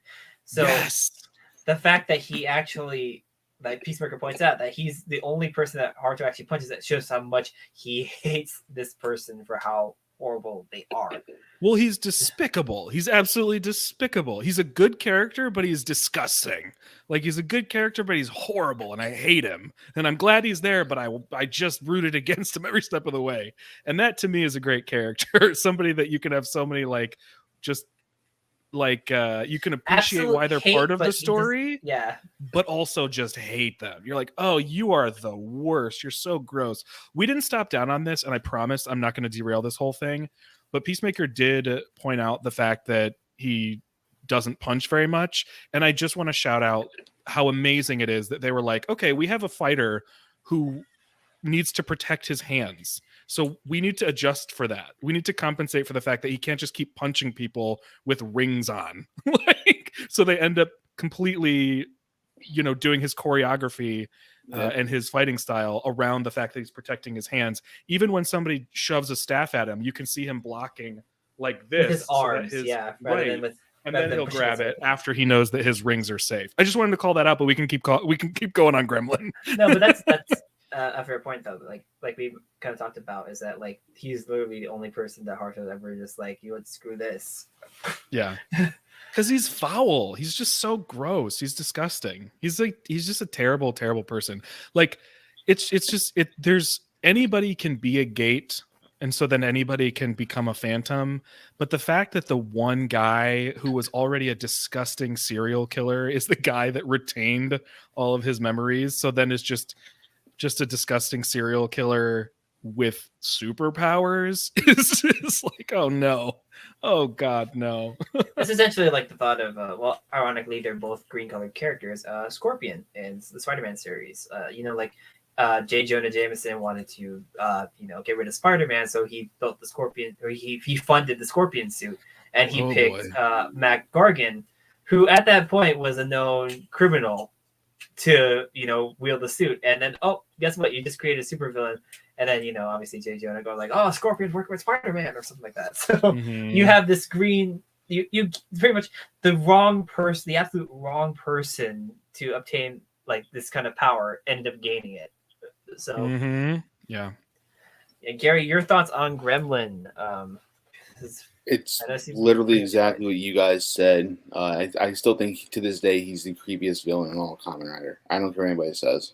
So gross. Yeah. Now honestly, trust me, I've seen a lot of like crime shows.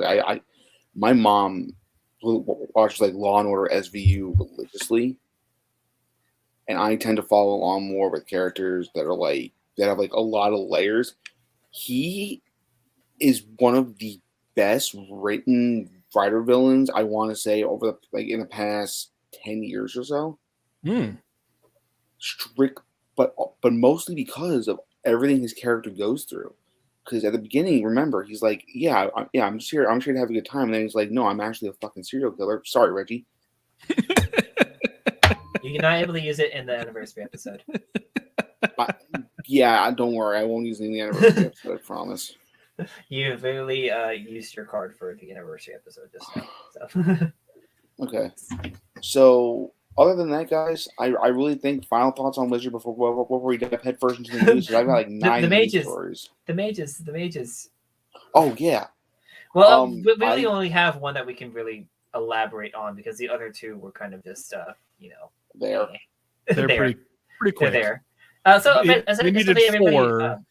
Yeah, they needed 4 wizards, and 2 of them already existed. 4 of them to reenact the Sabbath, right? Essentially. Yeah. So we had Har-uto representing the fire element. We had Mayu representing the earth element, and then the other 2, which were water and essentially let's be water and hurricane, but they didn't, really do much outside of what their stories were involved from. But Mayu, the twin of Medusa or Misa, Mayu. The first mage that we get to see, like outside of the movies, because like the movie had everybody pulled into a different world where all of a sudden like everybody has the ability to become a mage. But Mayu, her development of being this ordinary high school girl just looking for her sister to becoming like a badass female rider, who was obviously completely manipulated by Fueki. Like, oh, I'll give you this power so you can avenge your sister, but nope, I actually just need you as a battery. So yeah, can't hold it against her. Pretty much everybody was manipulated by it. Like the whole everything was part of his plan. Yeah, that's pretty much it for me. Regarding Wizard, I think Wizard's a fun show. It got better as the series progressed, and I never should have stopped watching after episode 31 like an idiot. Yeah. Only other things I gotta say, the mage. I love the idea of the mages suits. So ugly. Why did you give them that weird brown sand color? Hate it. So on the flip side, like an animation thing that I've been watching lately is one of the lines that somebody said, like, who wants their entire personality associated with the color beige? Yeah, it's such a strange color, especially because they could have, our hero wears all black. They could have worn a lot of black. Most of their embellishments are black and silver. Such a strange color. It's only the color. I like the rest of the design just fine. Hate the color. Flip side, Infinity is still my favorite rider suit of all time. It's the best suit. Fight me. I don't care. I'll punch me as many times as you want. I'll fight anybody who says it's not. It's the best. Best suit, looks the best of all time. Reggie, I will fight you. Nothing's ever topped it. Nothing ever will. That's fair. Yeah, in terms of news, Gary, you had news. I have 8 news stories. I'm going to share my screen. Okay. You ate the news. I did not eat the news, sir. Okay, we're going to do saying that window. Right now, it's like it's lunchtime.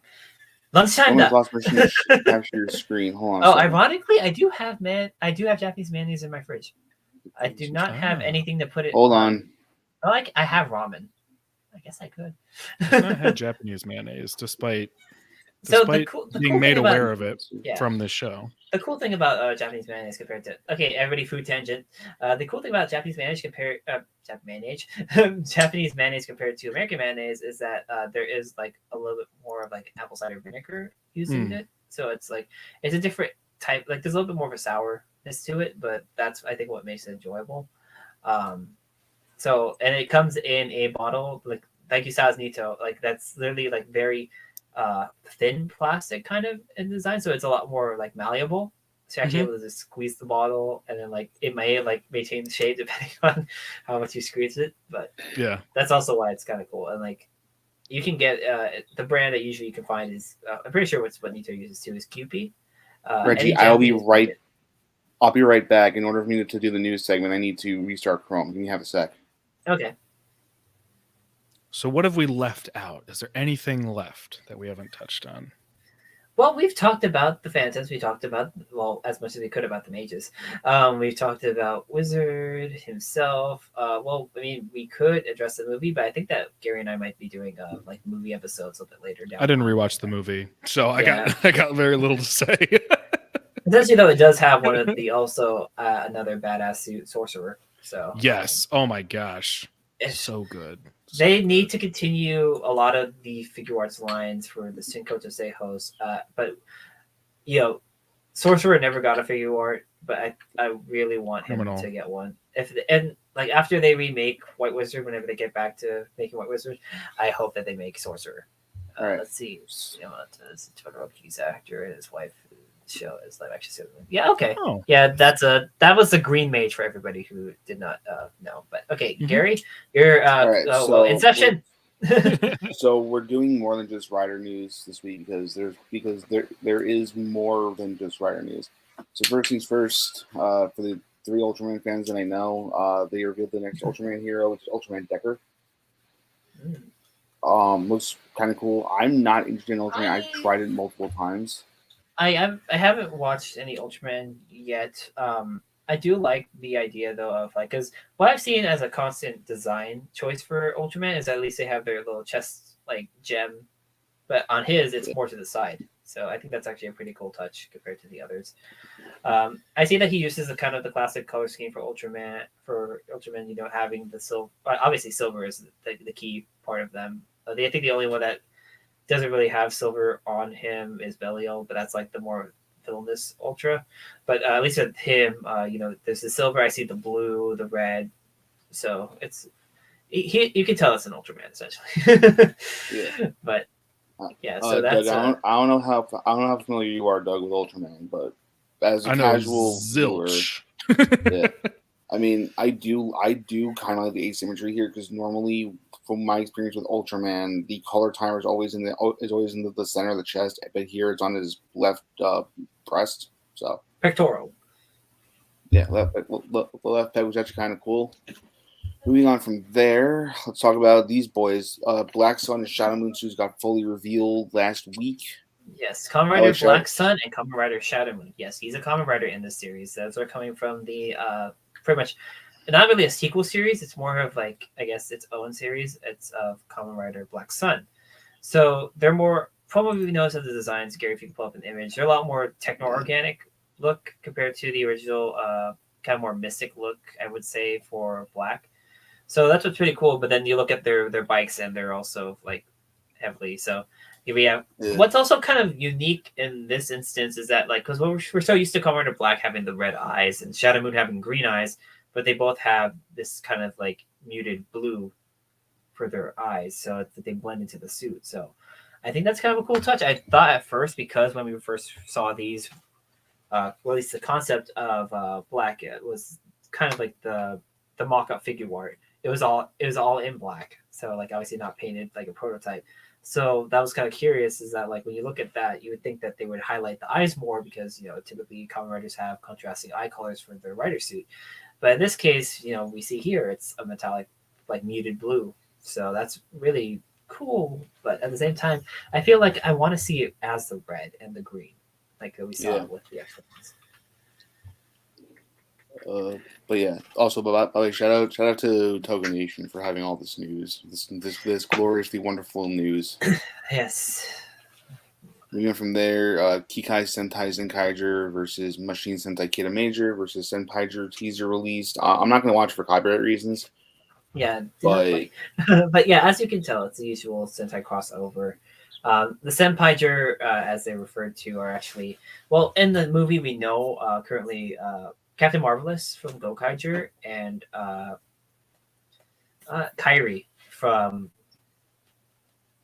Lupin Ranger versus Patch Ranger. They're making appearances in there, and the thought of them being like the thief / pirate, and then of course the Zenkaiser having two Kaiser. This is going to be a unique meeting between the pirates and the people who pirated the pirates' powers. Yeah, essentially. This looks cool. I haven't watched Zenkaiger or Kira Major, and Senpaiger intrigues me because I want to see who else they bring back, because they bring back. Well, we know from the suits. Yeah, we know from the suits. At least we're going to be seeing Gokai through through Kirame, or I guess through Zenkaiger's Reds. Yeah. Yeah. So moving on from there, figure arts. Jean. She looks cool and apparent. Jean from Revice. So what's cool about her, of course, this is a female body mold, so it's a brand new sculpt. She does come with the combination of the, I think it's the Odetsuren hammer and the Olin Buster. So basically, Revice's weapon combination. But and she also comes with Love Cove in the Kujaku fan form, which is cool. The unfortunate thing is she does not come with the Love Cove, which is a sin. But the fact that we're actually getting Jean before Kamen Rider Live is pretty cool. But at the same time, I understand because we were getting Evil before. So pretty much in terms of the Kamen Rider Revice releases, we had Revian Vice came out last month in February. We have Evil coming out in June, Demons coming out in July, and now Jean coming out in August. But because Evil and Live are essentially the same person, I understand why they want to split those up.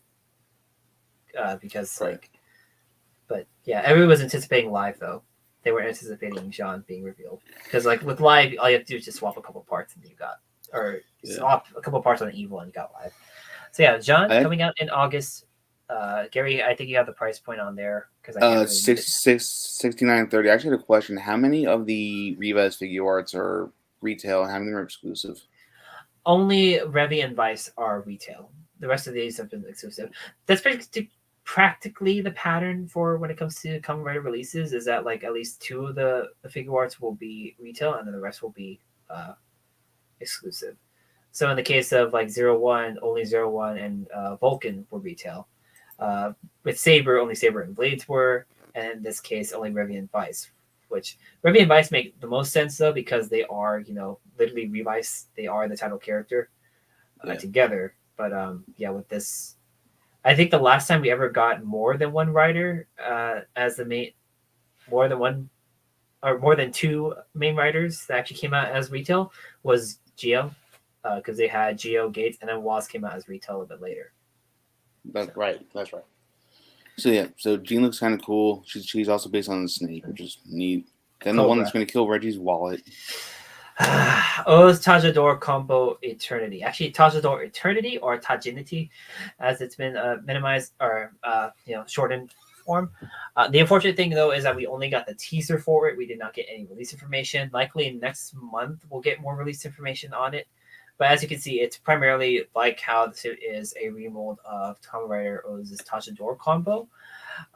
This one, I'm hoping we get a lot of really cool accessories with it. I know that I've seen the color composite because there's some parts of a website that you can find pieces of the picture of it and you put it all together and you actually get to see how the figure looks, and it's a really clean suit. So anybody who's ever watched the O's 10th anniversary or at least knows about it, that's where that suit is from. Yeah. So hopefully, I'm thinking that it'll probably end up being released around maybe August or September, which is when the O's CSM 2.0 is supposed to come out.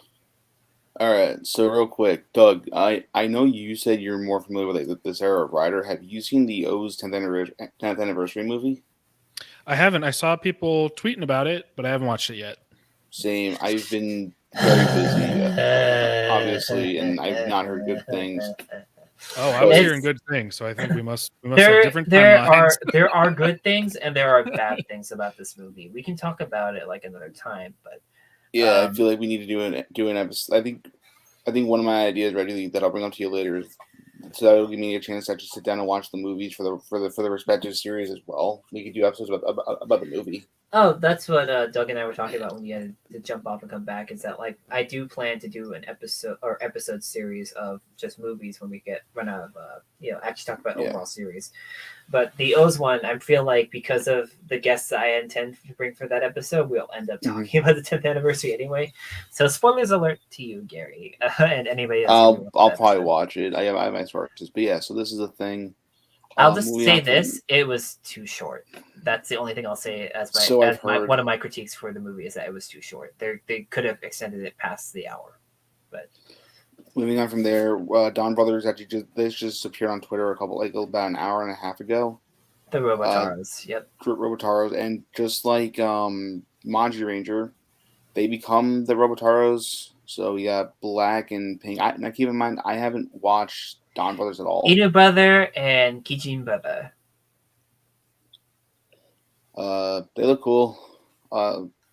Saru Brother and Oni's sister. Yeah. And then, of course, Don Momotaro. I will say this much. I haven't watched Don Brothers at all, but I've heard the show is good. I mean, Doug, you've seen the first episode. What are your thoughts on it, out of curiosity? I thought it was really fun. There's context I don't necessarily have, but the folks I watched it with said I didn't necessarily need the context. I just realized if you look at... actually, continue, Doug? No, that's pretty much all I had. I watched it. I'll probably keep watching it if I remember to, but I'm so far out from Sentai at this point, and we've skipped adaptation. So many adaptations at this point that I've got a lot of catching up to do. Yeah, I feel that.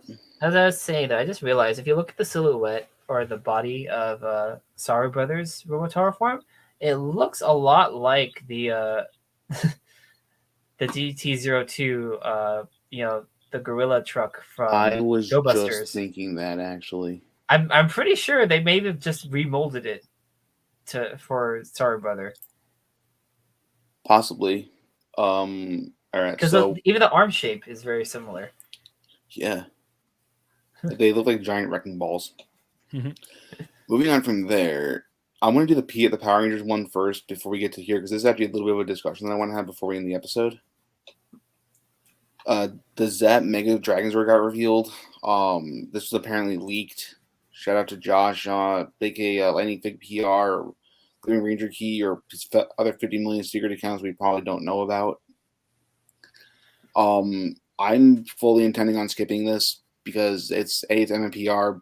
B, I don't care about the Megazord. I don't buy Mecha, so I mean it's really cool that we're getting essentially a Soul of Chogokin line for the States, but yeah, it's just I don't know if they actually ascend MMPR and go to other series, then maybe they might draw me in. But yeah, just I get it. Obviously they have to start with MMPR because it is what everybody remembers. It's what most collectors will grab for.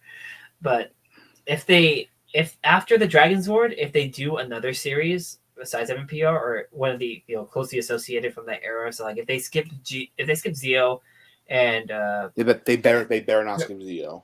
No, I'm saying like if they skip it to a different series instead of just going instead of going like in order of MMPR to then MMPR season 2, MMPR season 3, the Alien Rangers, and then Zeo. Like if they skip ahead to a different series, like say like for example, if they jumped into like Beast Morphers, like if they use Sword Ascension to essentially bring out the Lion Sword because they never made the Lion Sword for the States, that would be pretty cool.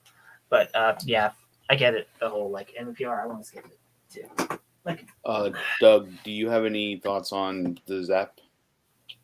I am not much of a collector, so I don't. I don't even know what the difference between this and the last thing was. So no thoughts. That empty. So pretty much like last year, the year before, Hasbro released like a bunch. and that was fine and dandy. You could get it a complete Zord for like $60. Mm-hmm. But this is $200. This is more for the adult collector. And yeah, if we can get like a Shogun Megazord like this, or even I don't know the the Galaxy Megazord or the Zeo Megazord, I'm all for it. But like season 1 MMPR, I'm done with, to be honest. It's not that it's bad or anything. It's just boring. Mm-hmm. Moving on from there, I'm planning a video for my personal channel, talking about Lightning Collection, just my thoughts on Hasbro's take on PR in general. I have not read the comics. I'm gonna be honest. I think the last comic I read was issue 3 way back when. But I know this was pretty cool to see. Like we're getting Jason and Trini as red and yellow. Looks cool.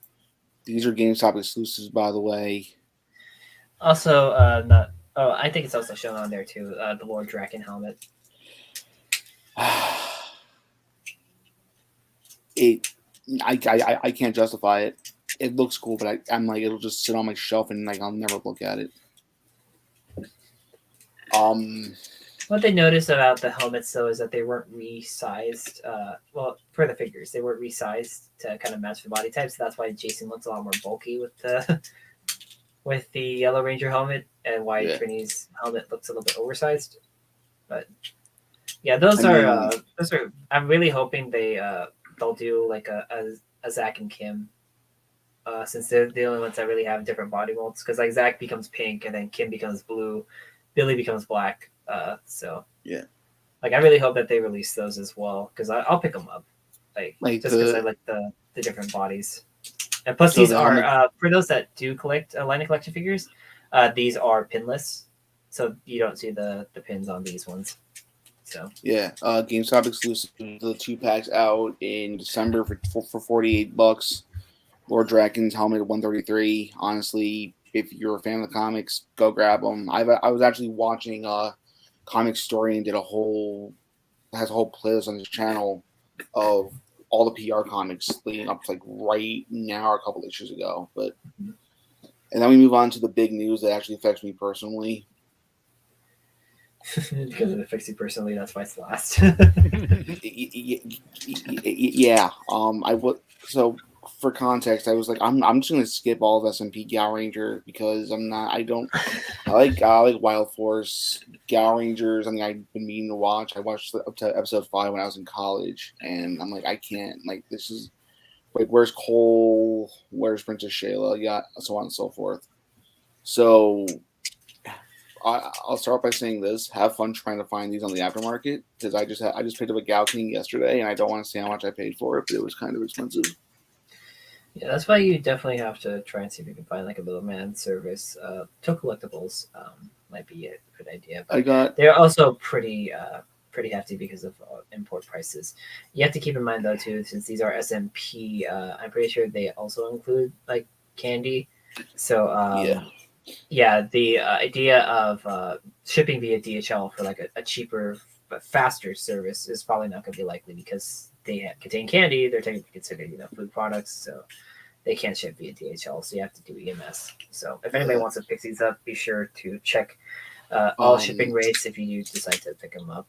Gary, are these marked as exclusives, or are these also retail? So Gal Icarus is retail, and the big Gal line that comes with the blue Gal elephant is retail, is a premium. Marcus, aka Collectibles, had them for $115 a piece. I saw Big Bad had them yesterday. Let me just bring that up real quick. Not a sponsor. Not a sponsor at all. Just I've been using. They sponsor Token Nation, but they don't sponsor us. So. So Big Bad had Gal Line and Gal Elephant for $109. This is actually where I was going to get Gal King and Gal Muscle from, but unfortunately they don't do PayPal paying for us. They have Gal Icarus for $145. I got my Icarus off of Token Collectibles for $123 after shipping. Okay. And yeah, that's it for the news really. So, big line, big. Yeah, no Peacemaker. I ended up only getting Icarus because I was like, Icarus is my favorite mecha from get from Wild Force. Although, what I wanted to bring up to you guys is, Doug, I know you're not really into like Sentai or PR as much anymore, but what mecha would you like to see them do in SMP next? I have my own thoughts, but I want to open up the floor to you two as well as anybody who's still watching in the chat.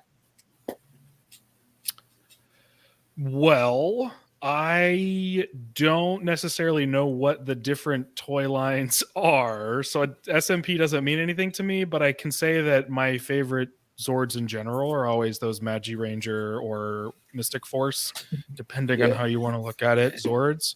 I think they're cool. I love the fact that they stand on their own and then turn into a Megazord, and so I love that about it. I also love Solaris Knight a whole lot, so love his train situation. Would love to see a really, really nice version of that. Yeah, I would love to see that as well, honestly. I'd be the same as Doug, because Magi Ranger is my favorite Sentai series. So if we could get that actually in a more affordable, smaller form to build, because I also love building things too. So it's like I think that. I mean, it also doesn't help that right now on the secondary market, because I've looked this up. If you want to pick up a Magi King, expect to pay from $150 to $300 a piece. As for my own answer to my question, Magi Ranger is one of my all-time favorite Sentai, and I dig Mystic Force, even though I don't like the Nick love. That's a point. I would love to do that, and then do everything except for Magi Legend, because I hate Magi Legend's design quite a bit. I feel like they could work it though. This. Like at least in terms of upgrading the articulation, because for those who don't know about that toy line, the Magi Legend was essentially a combination between two things: Magi Phoenix or not Magi Phoenix. Was it Magi Firebird? Yeah, it was Magi Firebird and Magi Lion. Magi Lion. It became essentially. It was essentially bird lands on lion. Lion forms the main body. Bird forms the head. Type deal. Like Griffin. If anybody's ever, if anybody's ever seen Zoid's, if anyone's ever seen Zoid's Fusors, it's pretty much what happens when the Phoenix attaches to the Liger Zero to form Liger Zero Phoenix. And that's my nerd talk for the day. Honestly, though, other than that, I would love to see them do Hurricaneer, because the Hurricaneer plastic tolerances are horrible, especially in the American Ninja Storm Zords. I'd like to be able to have like a smaller version of the Thunder Megazord and Storm Megazord and the Samurai Star Chopper that won't break on me if I look at them funny. Other than that, I'd like to see them go back and finish the lines that they started. Like, I saw this on, I think it was on Facebook yesterday. Like, for Mega Ranger / in Space, we don't have the Mega Voyager and we don't have the Mega Winger. And to own the Mega Voyager would be cool, because the Redzor in particular has really, really horrible plastic tolerances. Ice Rescue / Gogo 5, we're missing Victory Mars, aka the Omega Megazord. I think that's it, because Cock Ranger they finished, Jew Ranger they finished, Live Man they finished, Bioman they finished. Yeah, also, to make Channick suffer, please do Time Ranger, because he has to buy everything. And I love him.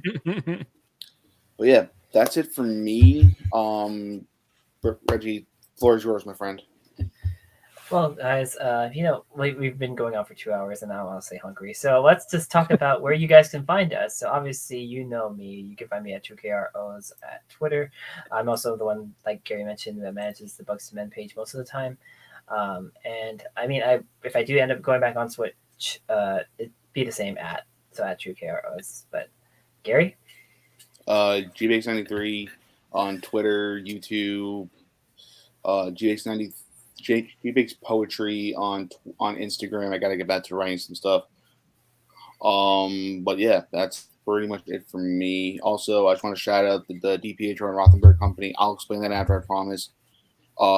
If you guys are on the East Coast of the United States and you like listening to two people talk about sports talk radio for a living, Monday to Friday, 5 a.m. to 8 a.m. on 98.7 ESPN in New York, and the ESPN app, the TuneIn app, and all the other fun stuff. So, Doug, where can they find you? Sure. You can find me on Twitter and Twitch at ickybooley. It's ICKYBOOLEY right there on the screen. It's a weird word, so I always spell it. If you like listening to me talk about stuff, you can do that all over the place. I have a lot of podcasts. One is called Walloping Web Snappers, which is a Spider-Man cartoon podcast. Falling with Style, which is a Pixar movie podcast. Novel Gaming, which is a books and video games podcast. And Victory Road, which is a Pokemon podcast. And you can find those wherever you listen to podcasts. Yeah. So, guys, this is our final act. We're going to pull off a disappearing act. So, everybody, have a good rest of your day, and we'll see you all for the anniversary episode. Thank you. Bye.